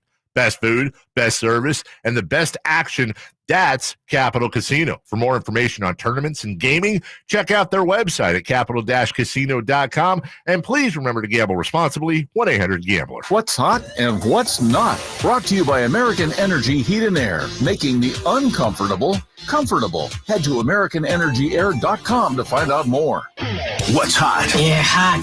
Real hot. And what's not? It's not good. Brought to you by American Energy Heating and Air, Sacramento's complete heating and cooling company and second opinion partner. Who is hot? I'm going to do it a little different today. I'm going to go with the who's not hot first. Oh. That would be Jason Tatum. He was 1 of 7 from 3 last night, 6 of 22 from the field.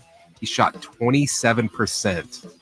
Not only that, it is the 6th time in the playoffs that he has shot less than 40% from the field. That's not great. That's not hot, but he's up 2-0. But he's up 2-0, so it doesn't really matter. Hey, Jason Tatum, would you rather have a great series and lose, or whatever series you're having right now and get that ring? Get that ring. Get that ring. R-A-N-G. Well, who's wait, what? Who's hot? Yeah, who's hot? Boston Celtics. Yeah. In the 6 games this postseason that Tatum has shot less than 40% from the field, the Celtics are undefeated in those games. Really? It's good to have teammates. You know it is? It is good to have. It's good to have pick-me-ups. Yep. Good for him. What was I going to say? Do you think like barbecue smoke is offensive to vegetarians? Is that a thing? I know that some don't like it. Yeah. I don't know what to do about that. I want the kids to be comfortable, Don't take that out of context. I want everybody there to, believe it or not, I do actually try to be a conscious host, but not here. I mean, a host at home. Mm-hmm. But I don't know. I've never been a vegetarian before. I don't know if that's like, you smell meat on the grill and you're like, oh, God, smells like flesh. I'm offended. I don't know. Anyway, you know what? Suck it up. Notice how I'm trying to vamp here. Yeah. Because we need to go streak. We do. Very angry with you right now, Jason. Why's I don't that? know how everything's turned out, but I just look down here and I see that you're on a 13-game hitting streak. That is the solo all-time leading score, which you took from me. But that's fine. Records are made to be broken, Jason. That's right. And I'm sitting at 0. You have a 13-game lead on me right now. And we're only in June. Or could it be a 14-game lead? Or could it be a 1-game lead for you? Oh, that's a great point. Let's go streaking right now. It's time to go streaking. Just said that. Who is the Nostradamus of MLB? Who can keep the streak going? It's time to go streaking. What the hell are you doing? We're streaking. All right, let's check in. We're going to go back to Friday. Kyle was here. Remember Kyle? Barely. Yeah. He gave us an offering of Trent Grisham from the New York Yankees. Yeah, Johnson. Yes. The author. And Johnson? What? Johnson? Johnson. He went 1 for 4. Hey, good job, hit. Kyle. Way to go, Kyle. Let's hit. Why do we even? Kyle's here one day. What do we? Just cuz? All right. Dave? Yeah. You were at 0, looking to get on board. Yeah, I thought I'd pick Shohei Ohtani. Why not? Makes a lot of sense. Yeah, he's a good hitter right here. Yeah, that game went at 11 innings. Yeah, he got it a did. couple extra appearances. Yeah, He got up 5 times. If Shohei Ohtani's getting up 5 times, Shohei Ohtani's getting a hit. Yeah. I would think. No. 0 for 5. Dave, you're still at 0. I can't win. Hey, you know you need to keep your eye on. Who's that? The guy in the other room there. Screw that Christopher guy. Locke. He was at 5. I don't like him. He submitted William Contreras. Yeah, William Contreras. More like Schmilliam Contreras. Got him. From the Milwaukee Brewers. Yeah. So Chris trying to get to 6. He had 5 plate appearances. He hit a home run. Of course he did. That's a Yeah. hit. That's 6. What's that like? For Chris. What is that like? And I was at 13. Yeah. And I went with Stephen Kwan. Kwan. The Cleveland Guardians. That's right. For some reason, Friday, he didn't play. Ooh. No plate appearance. Nothing. The Stay at streak, 13. Hey, the streak is alive. Yeah, I was really fearful that he was going to pinch hit late. I'm like, no, I don't want him to go for 1, but he did not play. Okay. So, Dave, you're at 0. I'm still at 13. Chris is at 6. Flipping matter. And it's a light schedule today in the Major League Baseball. The NBA. And very light in the NBA. Give me, you know what? When I get mad, I just give me all day JJ Bleday. JJ Bleday. When you get mad, you go to your beloved Oakland. My beloved Oakland A's. Okay, I'm going to go with from the Baltimore Orioles, Gunnar Henderson. Of course you did. Wait, why? Is that who you were going to Yeah, pick? that's how I'm going to You can. Okay. Are we going to both get eliminated today? Yeah. I hope so. Why? Wow. Take you down with me? No. Why don't you get to Dream of 7? mine. Yeah, why wouldn't you want to get to 14 there, guy? I want to see Jason fail. You just want to Wow. see Jay. So Wow. you're picking Gunnar Henderson for sure? I am. Wow. Tomorrow I'm making you pick It's first. the same guy that was like, what was it? Why didn't you bring me any of whatever? Remember that a few months ago where he's like, why didn't you bring me any? Or he called you out for something and I got really No, I brought it, but he thought I should have brought more. That's Remember we what made it I was. thought he should brought more for everybody. Oh, for the egg sandwiches. Yes. My whole thing is like, what if like you dropped an egg? Then one would be without you would be without a sandwich. I've never dropped an egg. Oh, well, now you jinxed it, Jason. Now you're gonna, next time you handle some I eggs. never drop anything. He dropped his pen for those of you radio only. It was a good bit. It was a physical bit. Yeah. All right. Are we? That made more of an impact. Are we? Is this real? We're doing right now the giveaway. Yes. Okay. Dave, giving away things. We'll take caller 5 at 1-800-920-1140. 5. Head up the Folsom Lake Honda hotline right now. Looking for caller number 5 to score that pair of tickets to check out Rob Schneider at Hard Rock Live on October 4th, courtesy of Live Nation. You can do it. For more information, visit sacktownsports.com I can't believe you read that. to go check out the very funny and talented Rob Schneider. 1-800-920-1140. A shot. Thanks. Rob Schneider tickets.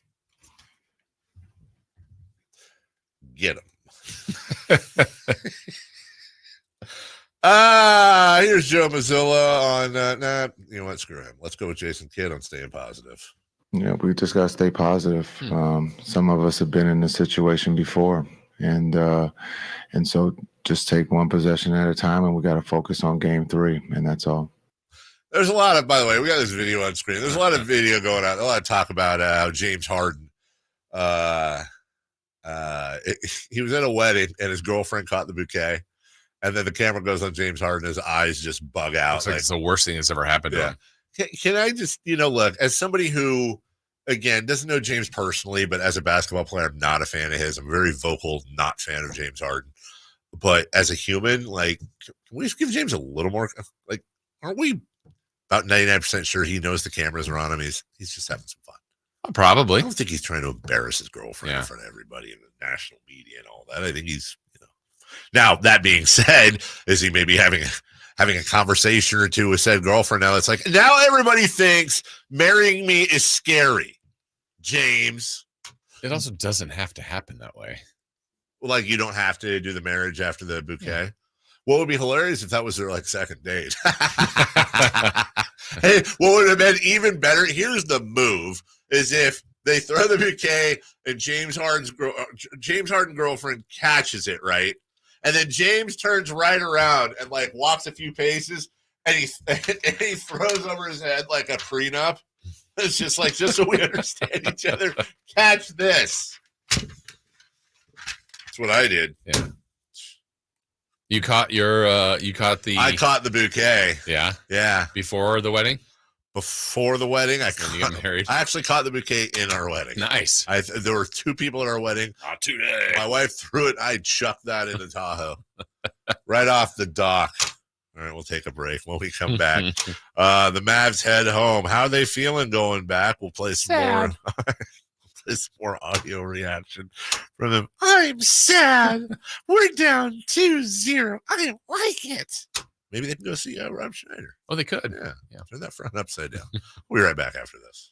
Subscribe to Sacktown Sports on YouTube and watch the Carmichael Dave Show with Jason Ross, Stiles and Watkins, and the Drive Guys. Live Monday through Friday from 6 to 6. Plus view archive shows and exclusive content. Subscribe at youtube.com/Sacktown Sports. I didn't ask to be thrown in the streets with nowhere to go. I didn't think I'd survive. But I did ask for help, and Covenant House was there for me. 1 in 10 young adults will experience a form of homelessness this year. For these kids who didn't ask to be put in this unthinkable situation, Covenant House is there. Covenant House helped me break the cycle of homelessness in my family. They gave me the love that I needed. Over 2,000 young people will sleep safely in a Covenant House bed tonight. When youth who are experiencing homelessness have a hot meal, a safe place to sleep, medical care, and love, they can overcome heartbreaking challenges and have a brighter future. They just really genuinely just wanted to help me succeed, and I'm succeeding. I'm a speaker, I'm an author. Covenant House really helped me and really helped mold me into the woman I am today. If you or someone you love is asking for help, go to safeplacetosleep.org today. Save on rows and rows of new Hondas during our giant summer sale at Folsom Lake Honda, your one-stop Honda shop. Hurry in and save on our best selection of new Hondas. Each is priced to sell now. Folsom Lake Honda is your one-stop Honda shop for great pricing on a giant selection of new CRVs, HRVs, Ridgeline, Civics, and Accords with low finance and lease options. Get to Folsom Lake Honda or go to folsomlakehonda.com. Folsom Lake Honda, yeah, your one-stop Honda shop. I'm Ken Korak with your Green and Gold Report, brought to you by Xfinity Mobile. Connect to the most reliable 5G network nationwide. Well, his arrival on the big league club was delayed because of a knee injury and surgery, but it was certainly worth the wait for Miguel Andujar. In his first 7 games with the A's, he batted .448 and has 12 RBIs during that time, the most for an A's player since 2007. In his 13 hits, the 6th most in A's history for a player in his first 7 games. Want more speed? Well, Xfinity just increased their internet speeds, and they're faster than ever. It's time to get more out of your internet with faster speeds from Xfinity. Now through June 21st, get 150 megabit Xfinity internet for only $19.99 a month for 12 months with a 1-year contract. That's double the speed for the same great price. Click, call, or visit a store today. Requires paperless billing and auto-pay with stored bank account. Restrictions apply. Equipment, taxes, and other charges extra. After promo, regular rates apply. Actual speeds vary. We all have some things from the past that we might regret, or better yet, might like to get rid of. I'm talking about that mistake you made years ago that still may be haunting you. How great would it be if that could be expunged and gone? Poof! Just like that. But where do you go for something like that? Try the Gonzalez Law Offices. Jonathan Gonzalez is right here in downtown Sacramento, and he's here for you. Maybe you need someone for wrongful termination. Again, the Gonzalez Law Offices. Go to saclegaldefense.com or call them at 916-304-9187. Hey sports fans, it's JaVale McGee here. Are you ready for the event of the summer? It's the Jug Life Charity Softball Game hosted at Sutter Health Park on Saturday, June 15th. Join me and all my celebrity friends for the #1 event of the summer as our incredible community comes together for a cause that counts. The Jug Life Charity Softball Game isn't just about softball. It's about giving back. All proceeds go to the water education programs and providing clean water to communities in need. Thanks to your support, our team with Jug Life is making a real difference, bringing hope and health to those who need it the most. Bring your family and friends for a day you won't forget. Cheer on your favorite stars as they hit it out the park for a great cause. Come celebrate Father's Day weekend at the Jug Life Charity Softball Game that's happening on Saturday, June 15th. Don't miss out. Get your tickets now at juglifewater.com. That's juglifewater.com. Join us, have fun, and make a difference. Jug Life. Drink water, give water, save water. KHTKAM Sacramento, KYMX HD2 Sacramento. From the Power Business Technology Toshiba Studios, your new home for 49ers football in the 916. Sacktown Sports. The Carmichael Dave Show. He's on the microphone when he's not on the microphone. He's playing a song, and when he's not playing a song, he's on the microphone. And then boom, with Jason Ross. No, he didn't. Yes, he did.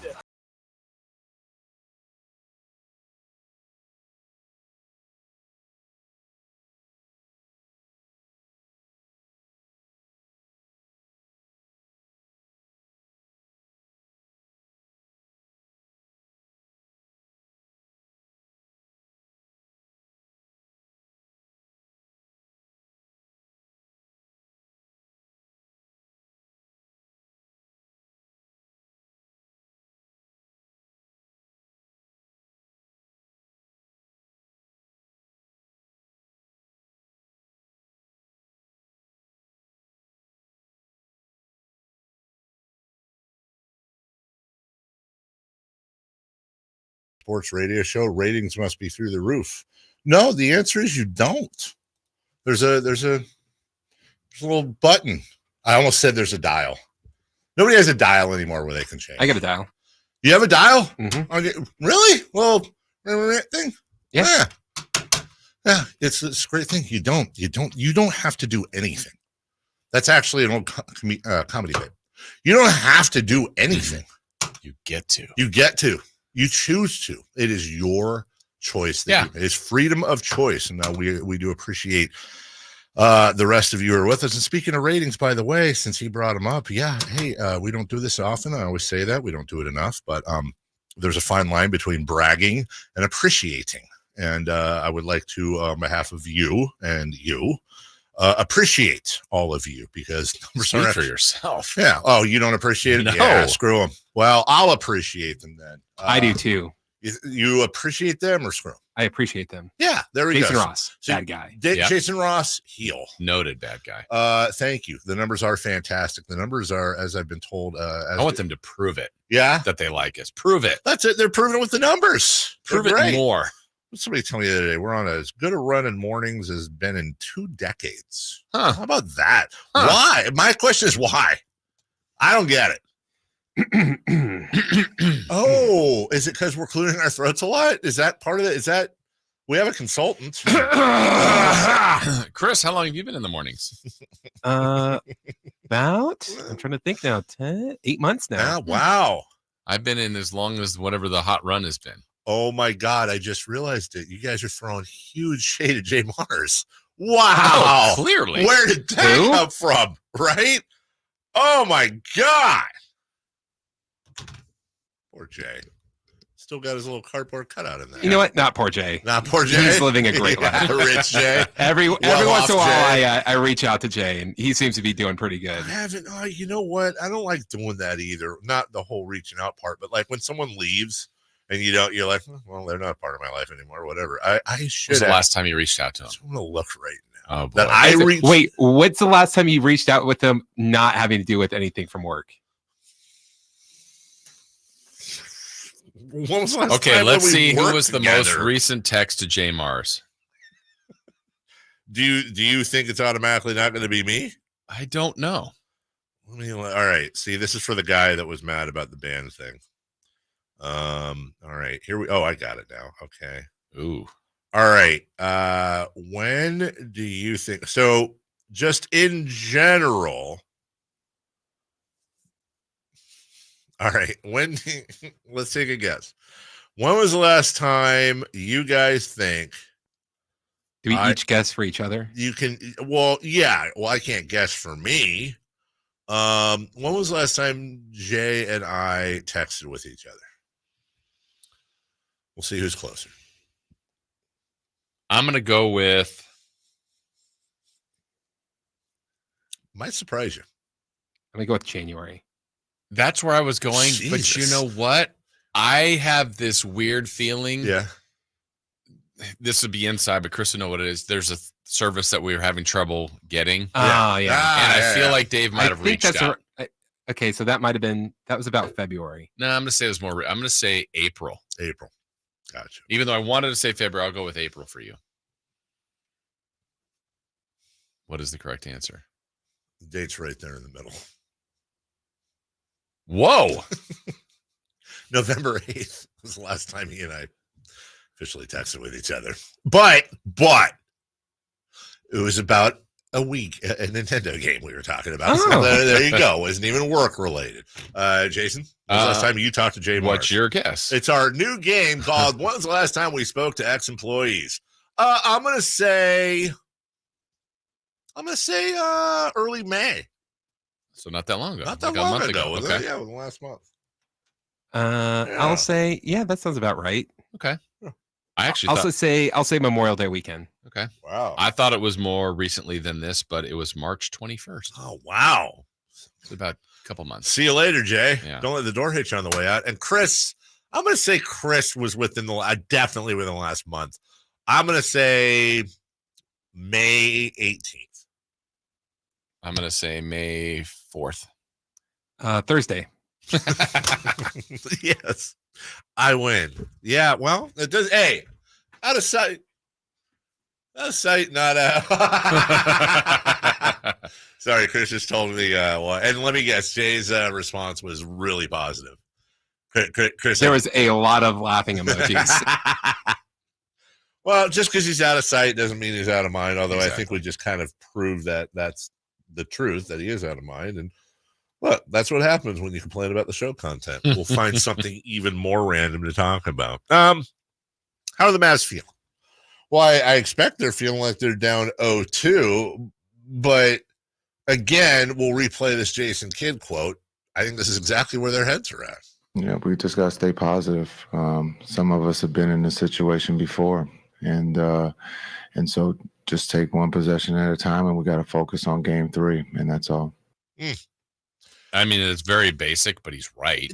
You have to. What's the option? Like, we're really sad. Yeah, you can't be defeated. You can't think it's over if you're Dallas. It doesn't matter if you think it's over, if I think it's over, if a lot of people think it's over, if Boston thinks. I mean, Dallas has to keep going, and they really, truly, he's right. They just have to win game 3. And I don't know exactly how they're going to do it. Being home should help. Maybe shooting the ball better. I think some of the things they could do to help themselves would be to find that third.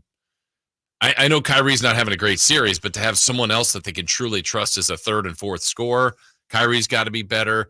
And, they had some defensive elements yesterday, I think, that showed that, okay, look, they can hang with Boston, but it just almost has to be, such a complete game for them. There's not a lot of margin for error. If you're trying to make a case for Dallas, it's okay.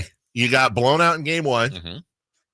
Game 2, you lost by 7, and you had the lead for much of the game. That was in Boston, where they lost. Of missed free throws, some mistakes, turnovers. Kyrie Irving can't hit the side of a barn. Right.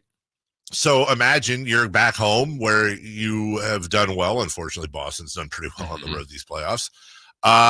So Luka's going to keep Luka-ing. Well, what happens if Kyrie wakes up a little bit? What if he starts figuring out? He's being guarded less than Luka Doncic is. So Kyrie needs to find his way. Can you make up that 7 points and turn it into 8 on? Yeah, that's incredibly doable. All we've done is lose 2 road games. Yeah, and it's so. I mean, again, back to the basic answer. What Kidd said, he's so right. Like, without seeing game 3, Dave, if Dallas wins, let's just paint that picture of a Dallas 1-point win to a 40-point win. Mm-hmm. what a world of difference, right? It's 2-1. Every home game has been won. Even if Dallas throws in a 70-footer to win it and is trailing the whole game, it doesn't matter. Now all of a sudden you're going, okay, look, now we've seen it. Now we know we can win a game. Can we now get the next one and try to get it to 2-2? So they really got to start with this one. I mean, it's just now, what's the roadmap? How is it done? And I don't know for Dallas. Excuse me. I mean, I know this sounds stereotypical. They've got to play their game. And they need Kyrie Irving to step up. And Kyrie Irving has a history of stepping up in the playoffs. And I don't think he's playing possum or anything. I think Boston's doing a very, very good job. Luka's teammates have to step up. They have to. He's carrying them on his back right now. And, it's weird to say this, but honestly, I think Luka can also be better. He's been really good. He's not the reason they're down 0-2, but I said it earlier in the show. He had 20 points when they had 35. So he had 20 of the first 35 points. He still ended with a great game. He was great. Yeah. But it also might take him scoring 45. That's right. And I mean, that may not be fair, but that's probably what we've just already chronicled. Tatum has not shot the ball well. Boston's 2-0. Right. He probably has a game coming where he's going to be great. Couldn't agree with you more. Dallas has to figure out a way where Luka's even better, Kyrie's even better, and the others help out. Easier said than done, though, right? Absolutely. And again, I'm not putting this by any stretch on Luka, but I mean, it's one of those things where you go, man, he was like, I've watched and you go, I mean, maybe he's been the best player on the floor, but Boston's just so complete where you go, no, you've got to look at it almost like that LeBron and Warriors series where you're going, man, LeBron is really doing this by himself. Yeah. And he's been that good. And Luka's been close to that. Yeah. But not quite there. That LeBron series where they beat the Warriors, the 72-3 win Warriors, that's probably the best finals performance I've ever seen. I even think, and maybe it was even the first time the Warriors won where LeBron almost won the MVP. Yeah, he was incredible. Because I think that's the series where, where Love and Kyrie got hurt. Yeah. And just like he doesn't have the guys. That was peak LeBron. Nobody could guard him. Yeah. You just couldn't. Right. You just had to hope nobody else did anything. And it turns out they didn't. And you're right. That's the one time I really remember where I go, you know what? That he was the best player. It's just, and they gave it to Iguodala. That's right. fine. They won. I mean, I don't really have that big of an issue with it. But it's so funny when you look at a finals MVP, and they should change the name of it then. It should be the winning team MVP. Because it won the finals MVP. Because the most valuable player of the finals.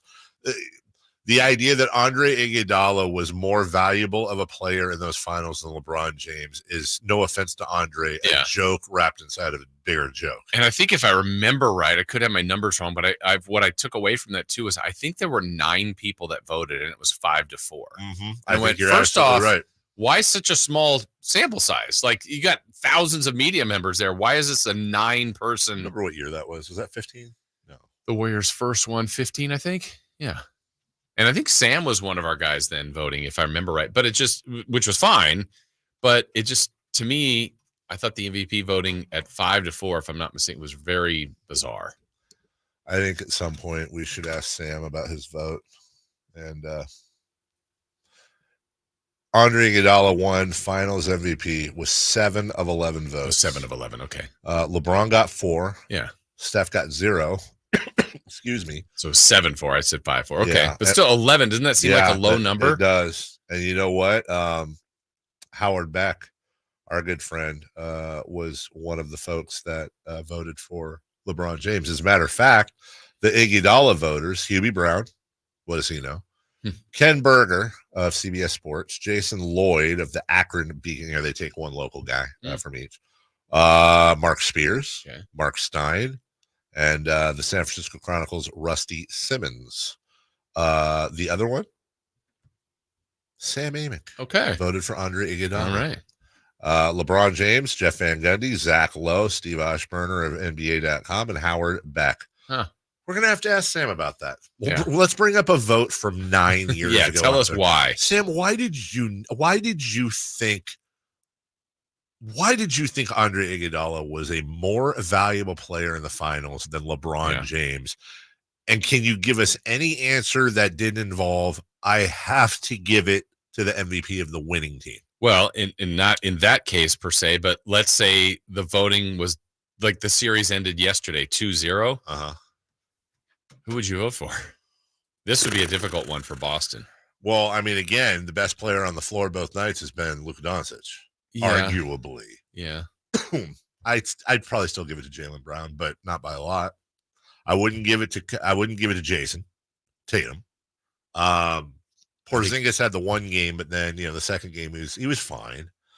Drew, I would think about Tatum, but I don't think. I mean, he has a shot well, but yeah. Drew Holiday scored the most. He was Brown's been good. Gosh, Derek White, it's been good, but yeah, I don't. Yeah, what were LeBron's numbers in that series? LeBron James. Are they ridiculous? 36 points, 13.5 boards, 9 assists, 1.5 steals, a half a block. I'm guessing he was pretty efficient.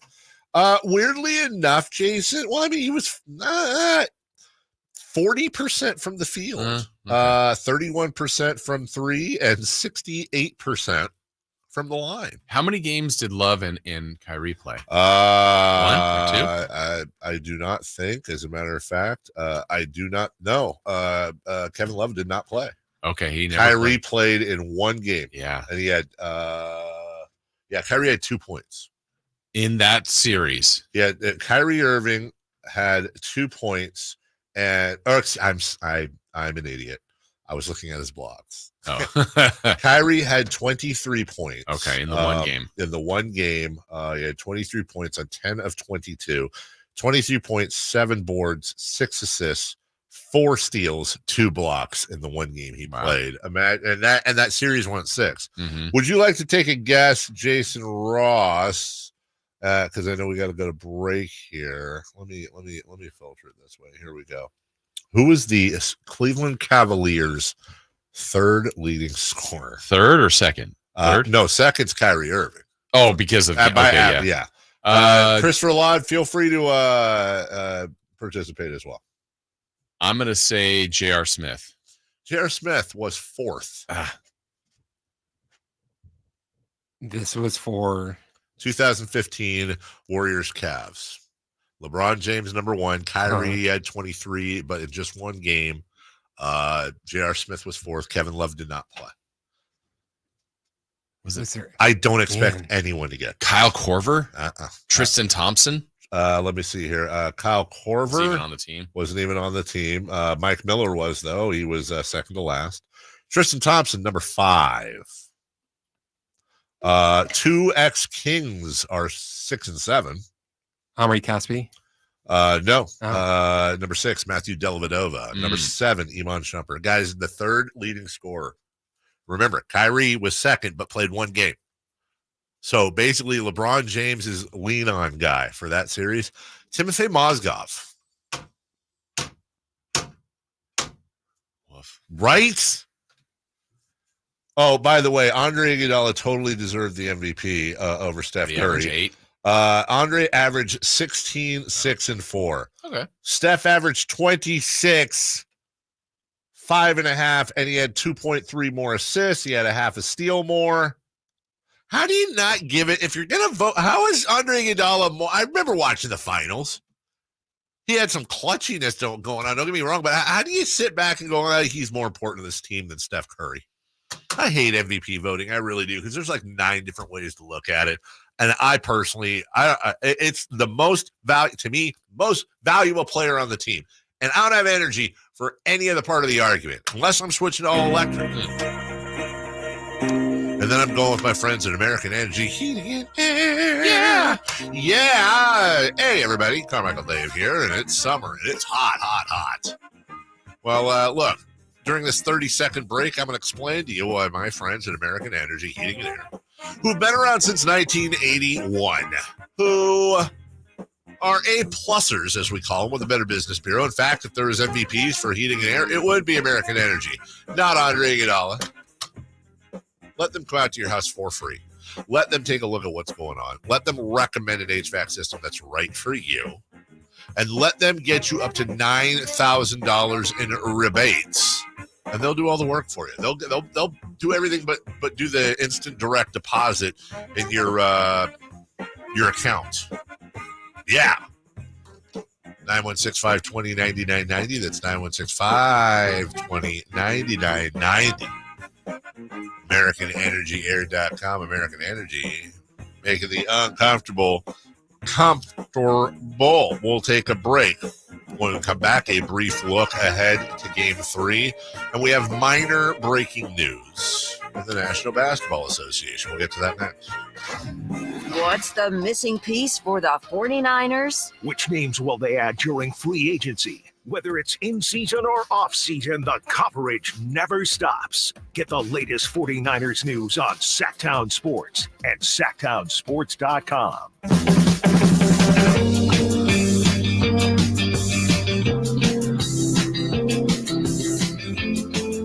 The Carmichael Dave Show with Jason Ross. Call or text at 916-339-1140 on Sacktown Sports.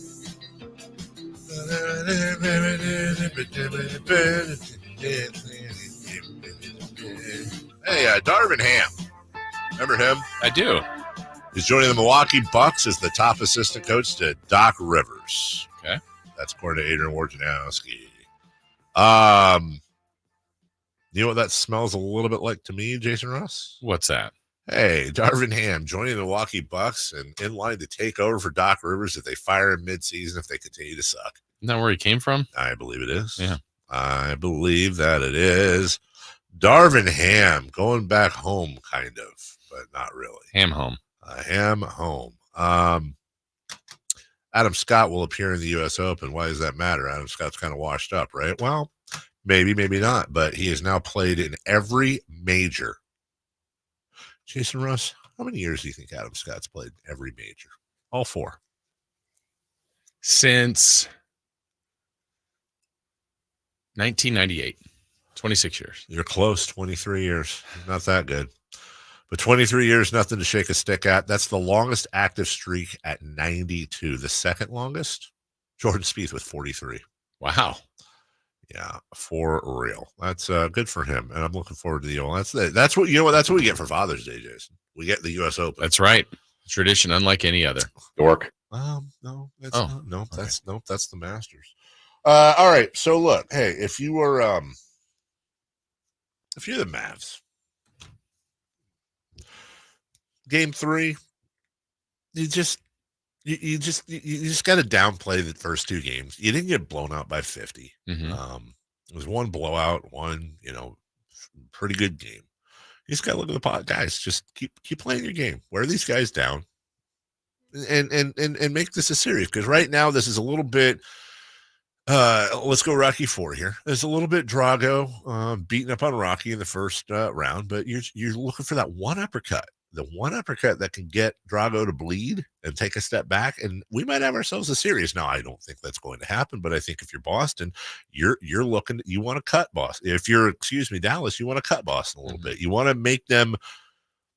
I'm really curious to see if the Boston Celtics can overcome adversity.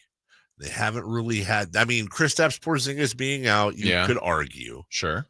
But they're what now? 14-2 in the playoffs, undefeated on the road. They're 13 or 14-2. Yeah, they've had 2 home losses, both game 2s. Which is funny. They had 4 home losses all year long, and they have 2 in the playoffs, and they're undefeated on the road.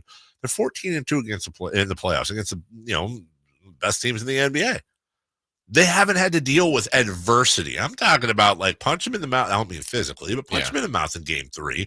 Get a nice win. See if you can get the media talking a little bit. Yeah, that's why I thought it was so important to try to win Game 1 to get ahead. You're the underdog. Somehow take Game 1, already win home court. Now they haven't done that part, but the other thing about Dallas is I think it's really important to play your game, the best version of your game. But I just wonder inherently in that if.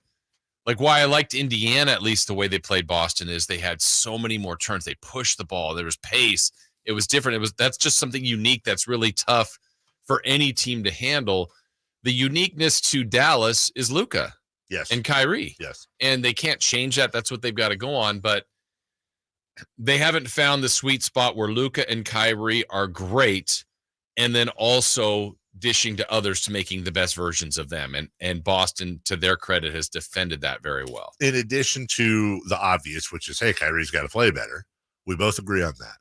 Do you think a decent road for Dallas to go down would be, we can muscle these guys a little bit? I'm not saying that Boston's a bunch of pushovers either. Right. I'm just wondering if Dallas can go between Lively and Washington and the rest of those guys. Gafford and stuff, yeah. Gafford, yeah. If that's something they can try to do is muscle them. Yeah, especially if Porzingis, he left, he didn't leave the game, but he seemed a little banged up yesterday. You saw him get knocked down on that one play where he got knocked down his rear is probably a foul. But we haven't seen the drive lobs, like Boston's taken that away from Lively, from Gafford.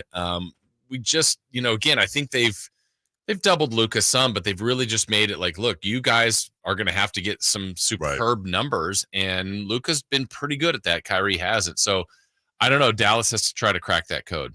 I think you've got the series conversation. You have game 3 conversation. I think we're going to drill down to game 3.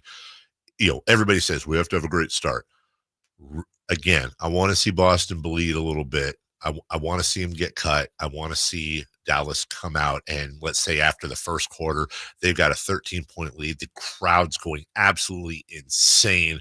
I want to see how Boston comes back from adversity. And I'll tell you, they come out and let's say they win a damn near wire-to-wire or a wire-to-wire game. They end up beating them by 15, 20 points, whatever, which I'm not. It's a different feeling. It's a completely different feeling going into game 4 where it's like the crowd, it's a little bit of the Kings situation where other teams knew that if they got into there's a decent enough chance this team might fold under adversity. That seems to be the last remaining leg you might try to kick out from this Boston team is let's again, I'll go back to boxing. Let's fight this series in a phone booth. If you're going to beat us, we want you. And again, I'm not saying be dirty.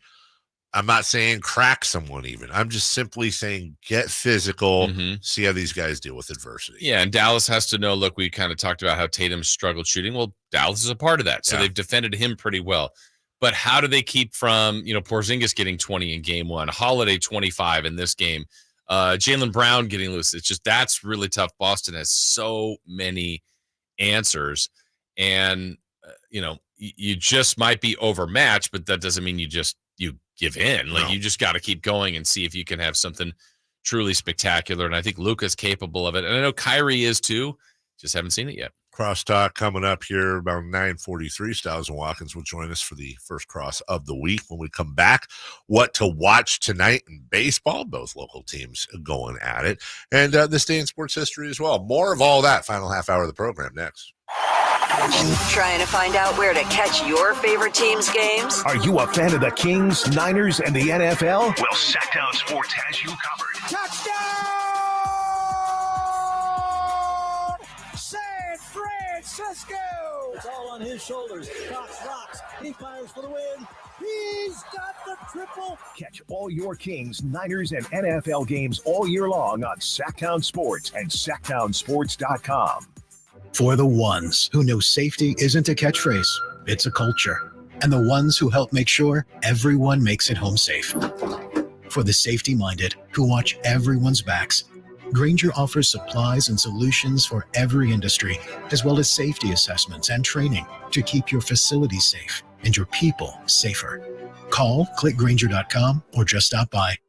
Grainger, for the ones who get it done. If you need bold banners to boost your business, but you're on a budget, think Staples. Because now at Staples, you can save up to $50 on your print purchase. From posters and flyers to signs and menus, Staples can print anything you need to move your business forward. And with Staples Print Perfect Guarantee, it's done right or it's printed again free. Plus, same-day service is available on hundreds of items if you order by noon. Get it printed right at Staples. And now get up to $50 off your print purchase. And 76, visit staples.com/print for details. The IRS is the most powerful collection agency on earth. And if you owe back taxes, the news isn't good. The IRS has raised the interest rate it charges on unpaid taxes in recent years. This hits hard if you're behind on your taxes. Most people don't know it, but the IRS adds interest charges to your tax debts daily. If you owe the IRS today, you'll owe even more tomorrow. And it doesn't stop until you get right with the IRS. The good news is getting right can start with one phone call to Optima Tax Relief, America's #1 tax relief firm. Optima's tax professionals specialize in the Fresh Start Initiative, a powerful IRS program that can save you thousands if you qualify. A+ rated by the Better Business Bureau, the experts at Optima have resolved over $1 billion in tax debt for their clients. Call now for a free consultation. Call 800-343-6460. 800-343-6460. 800-343-6460. Optima Tax Relief.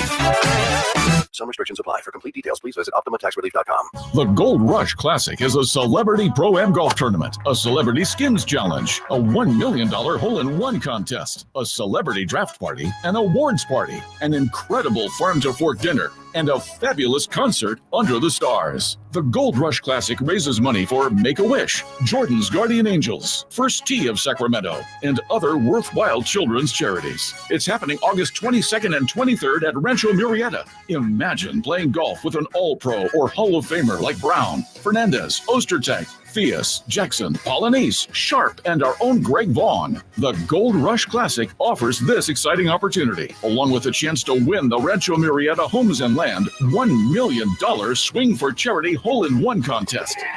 Rancho Murrieta Homes and Land is a full-service award-winning realtor and a proud sponsor of the Gold Rush Classic. For sponsorship information, visit goldrushclassic.org. That's Gold Rush Classic.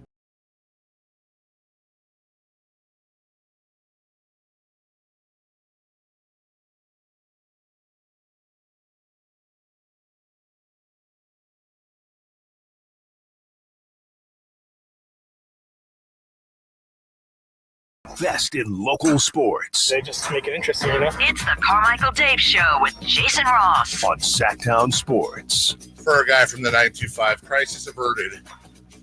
My lunch is 2 p.m. tomorrow. The band kid swim party at my house is at 4. So I'll be able to be there. Okay. Cooking veggie dogs, baby.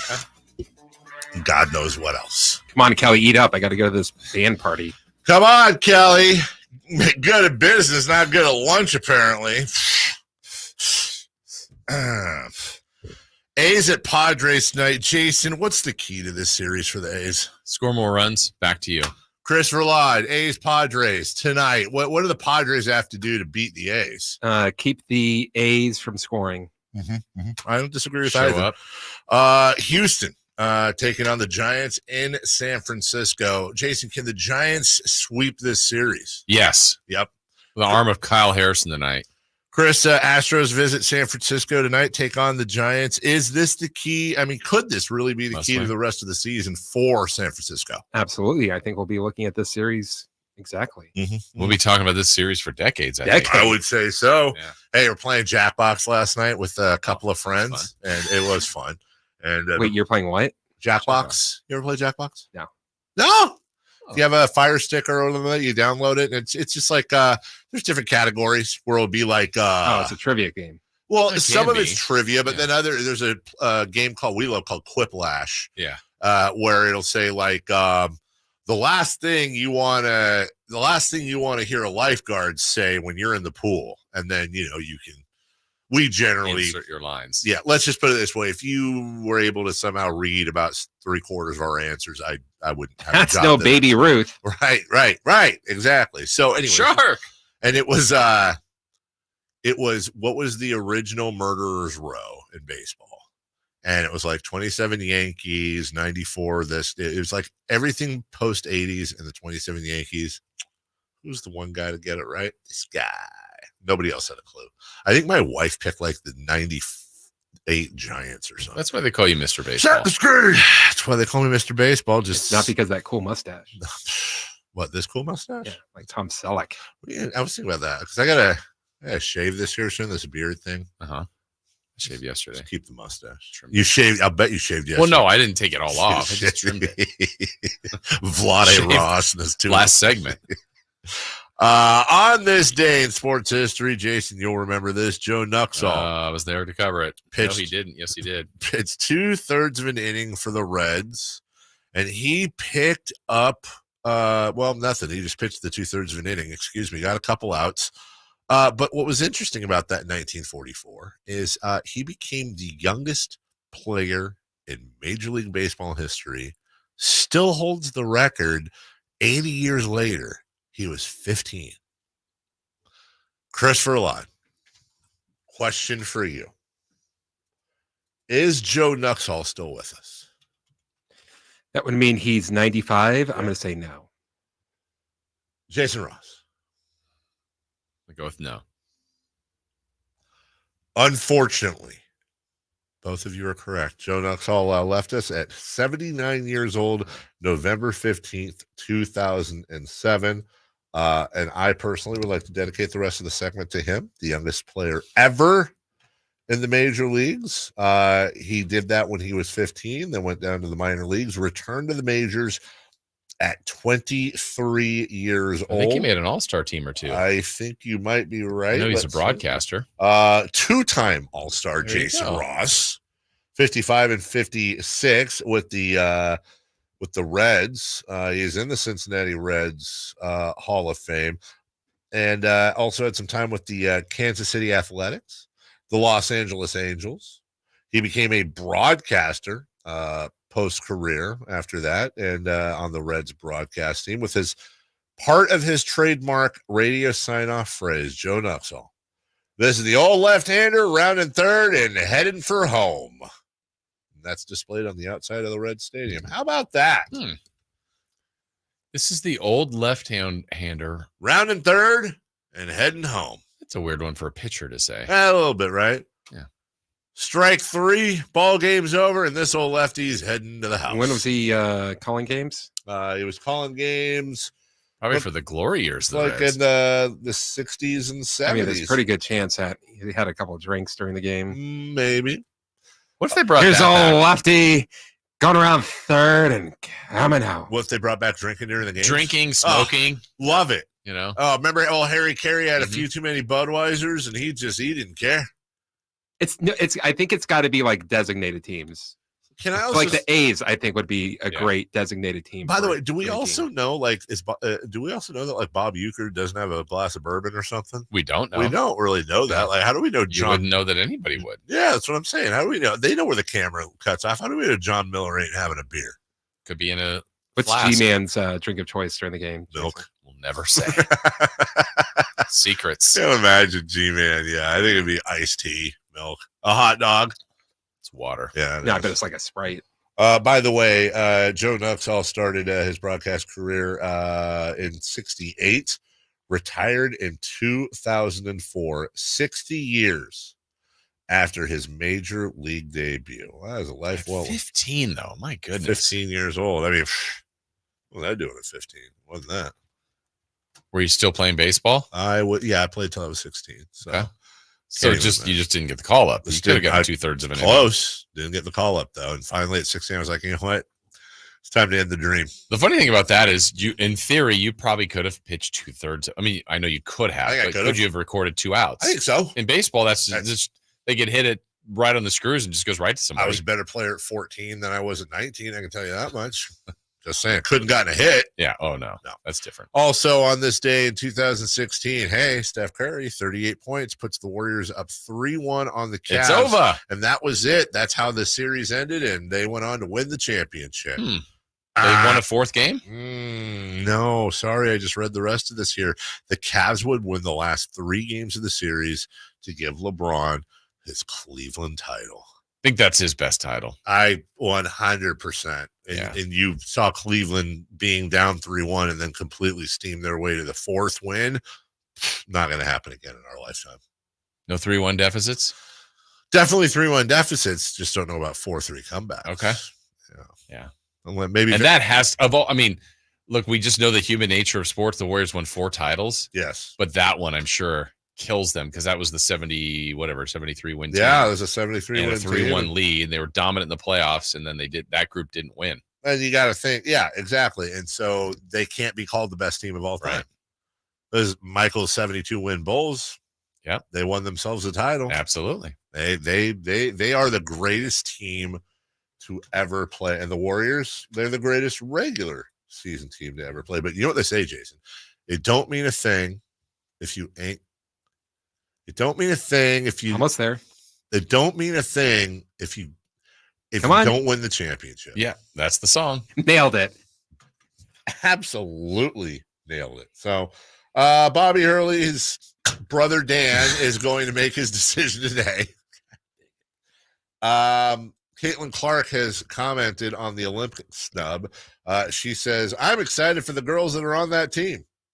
I know it's the most competitive team in the world, and I know it could have gone either way, me being on the team or me not being on the team. I'm going to be rooting them on to win gold. I was a kid that grew up watching the Olympics. It'll be fun to watch them. Honestly, no disappointment. It just gives me something to work for. It's a dream. Hopefully one day I can be there. I think it's just a little more motivation. You remember that. Hopefully when 4 years comes back around, I can be there. And I'm just right here going to just go ahead and predict somebody's going to take offense at those statements. I was about to say that was perfectly worded. I promise you. Yeah. What was it? It was something about Kennedy, what's her face, the outside, Rachel Reese outside the bus and all that. And somebody asked Caitlin, and Caitlin was like, honestly, guys, I'm paraphrasing here now, but honestly, I try to stay out of social media, just keep my head in the game, And I literally saw multiple takes that was like, oh, must be nice just to be able to check out and not weigh in. That must be nice just not to be able to talk about it. Oh, you're staying out of the fray? Well, that's great. That's a great look. Like I'm going to look for it because I can promise you I'm going to find like a big reporter that tweeted those comments. And I'm going to go into the comments on that tweet. And yes, social media is a cesspool, but you're going to find, I'll bet you, and in fact, I'll go even further. I'll bet you there will be an actual paid journalist that will somehow, I don't think it'll be like she doesn't care, but it'll be like, well, another manufactured take. It's just almost as if there's an algorithm set to make you want to say the most craziest thing you could think of. Wait, what? No, you're making a point here. It's just going over my head.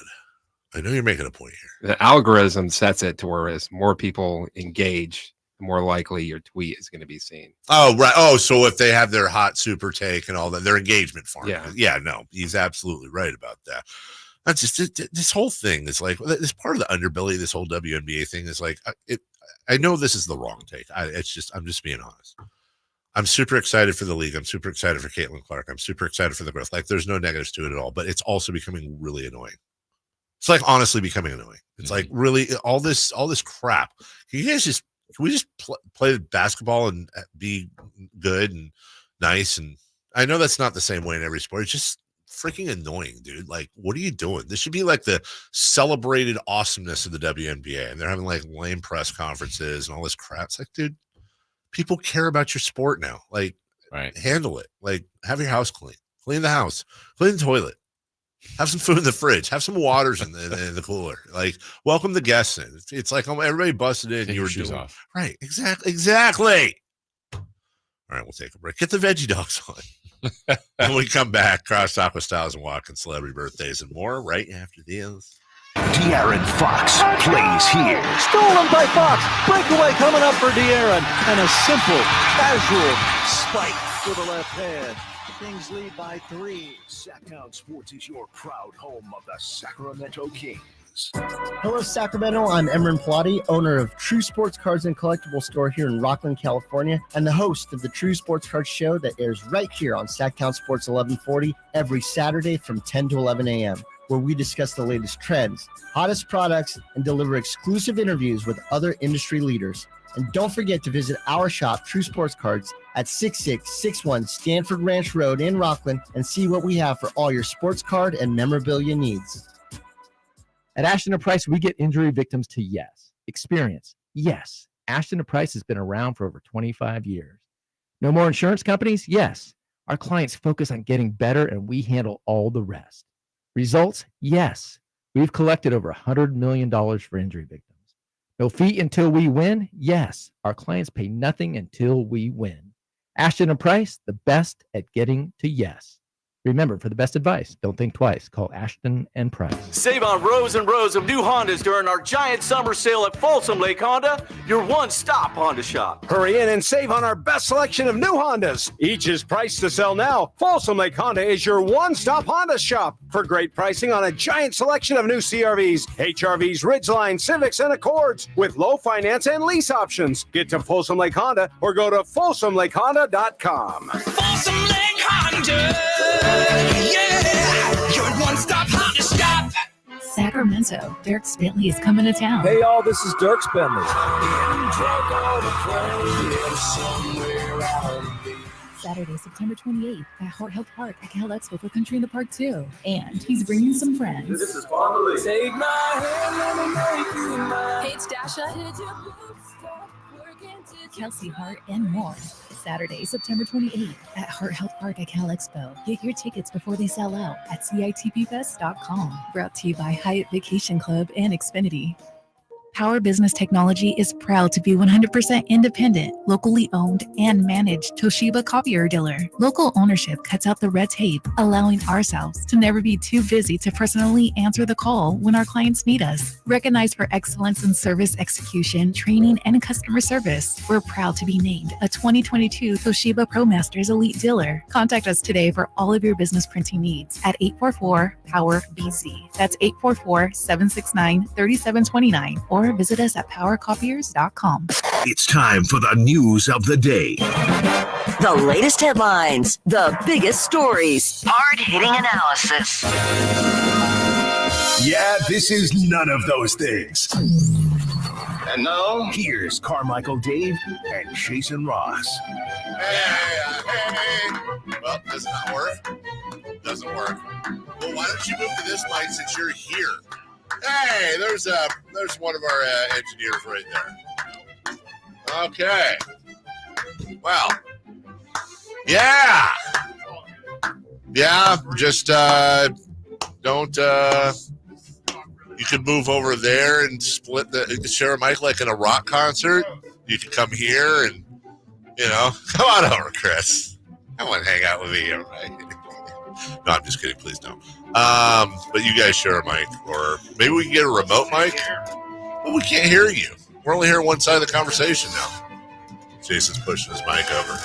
Hey, Alan. Yo. I still think you should have taken Alan's mic since Alan was late. Again. So terrible. Alan was late. That was supposed to be the plan. That's why I was late. Well, so he could take your mic? Yeah. Oh, so you're saying Chris Watkins missed the opportunity. I got you. I told him. Today is National Frosted Cookie Day. And they mean the little I think circus animals. The one they're looking at. Yeah, right. It's the mother's cookies bag. Yeah. Everyone wants the circus animal cookies first. Then it's the chocolate Oreo style one, I think, second. Probably the chocolate chip one third. And nobody wants those stupid white circles. Can I show you a picture of something? HR. Hello. Yeah, go ahead. Look at this. This is what's happened to America. Sour Patch Oreos? I know. I had to take a picture so people would believe me. That sounds disgusting. Says the guy that yesterday at Sam's Club, my wife bought a bag of Tajín flavored gummy bears. I don't know why. I'm not here for. Yeah, that doesn't work. Yeah, I'm not here for that. Not here for that at all. National Egg Roll Day.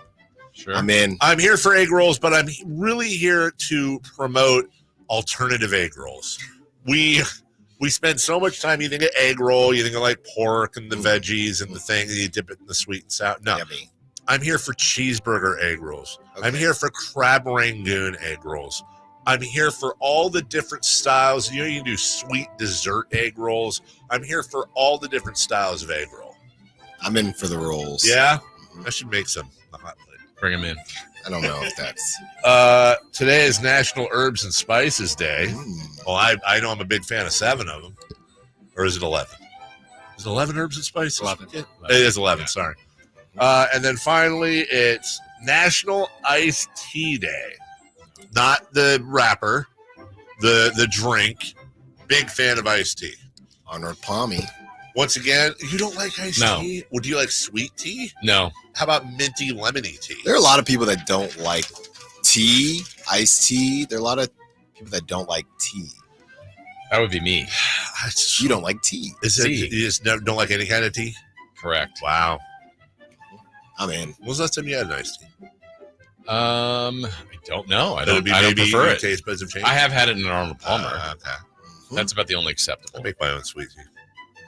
Cool. Yeah. Cool.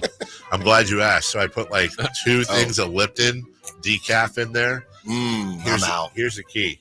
Why? Because it's decaf? Yeah. No, because I like to drink on it all day. I don't want to be tweaking at 9 p.m. Yeah. It's a little And then it's a great point, Chris Watkins. Then I put a bag of Earl Grey decaf in there to give it a little. Here's the key, guys. Make sure you dissolve the cup of sugar when it's boiling, and put in a tablespoon of baking soda. That's what gives it the smooth finish. Yeah, I'm telling you. Yeah. Some lemon. Yeah, no. Okay, weirdo. Party of what? That's right. I agree with you 100%. Celebrity birthdays are brought to you by Crumble Cookies. When cookies are birthdays are meant to be spent with family and friends, and nobody says family and friends and brings them together more than Crumble Cookies. Jason Ross. Happy birthday, Kate Beckinsale. Middleton. And Ashley Olsen. Kate Upton. Ooh. How old is Kate Upton today? WD-40. Kate is 36. 37. What? 39. 38. We have to have a correct answer. We don't. Wow. I can't remember who the low one was. 36? Oh, sorry. Is it you? I think it was. Sorry, Kate. 32. Wow. Good for you, Jay Verl. Jay Hurl. Yeah. Happy birthday, Bill Murray. Weddington. Odenkirk. Bill. That's Bob. Bill. Bill Maher. Bill. Comedian. Mr. Oh, Bill Burr. Oh, Bill Burr. He was in The Hobbit. He had the One Ring. Remember Bill Burr? Bill Burr Baggins. Yeah, Bill Burr. It is, isn't it? I know you like Harry Potter. You like Harry Potter. You used the Forest Scandal. 52. 52 is Bill Burr. Bubba Shett and Bill. 53. 48. 58. Christopher Laud's the closest, 56. Oh, he's old. Wow. He's Happy birthday, Jeff Garcia. Foxworthy. Garcia. Gordon. Jeff. Former NBA point guard. Hornacek. More recently. Green. Oh, Jeff T. Yeah. I believe it's pronounced Tiago. But anyways. Tiago. Jeff Green is 35. No. Yeah, Jeff Teague. Jeff Teague. Yeah. Oh, Jeff Teague. Hey, was Jeff Teague? Hold on. Serious question here. I know we're messing around. Wasn't Jeff Teague the one that early in his career when the Celtics had the heart issue? Was that Jeff Teague? I don't think so. No, that was Jeff Green, right? Yeah. For real, had a heart issue. Was okay. Yeah. Jeff But Teague. this is Jeff Teague. Yes, Jeff Teague. Tiago. 35. Oh, I was going to say. I said 35 a while ago. I already No, said 35. Thanks for listening. 36. No. I'm way off. 37. 34. We have a correct answer. Yeah, we do.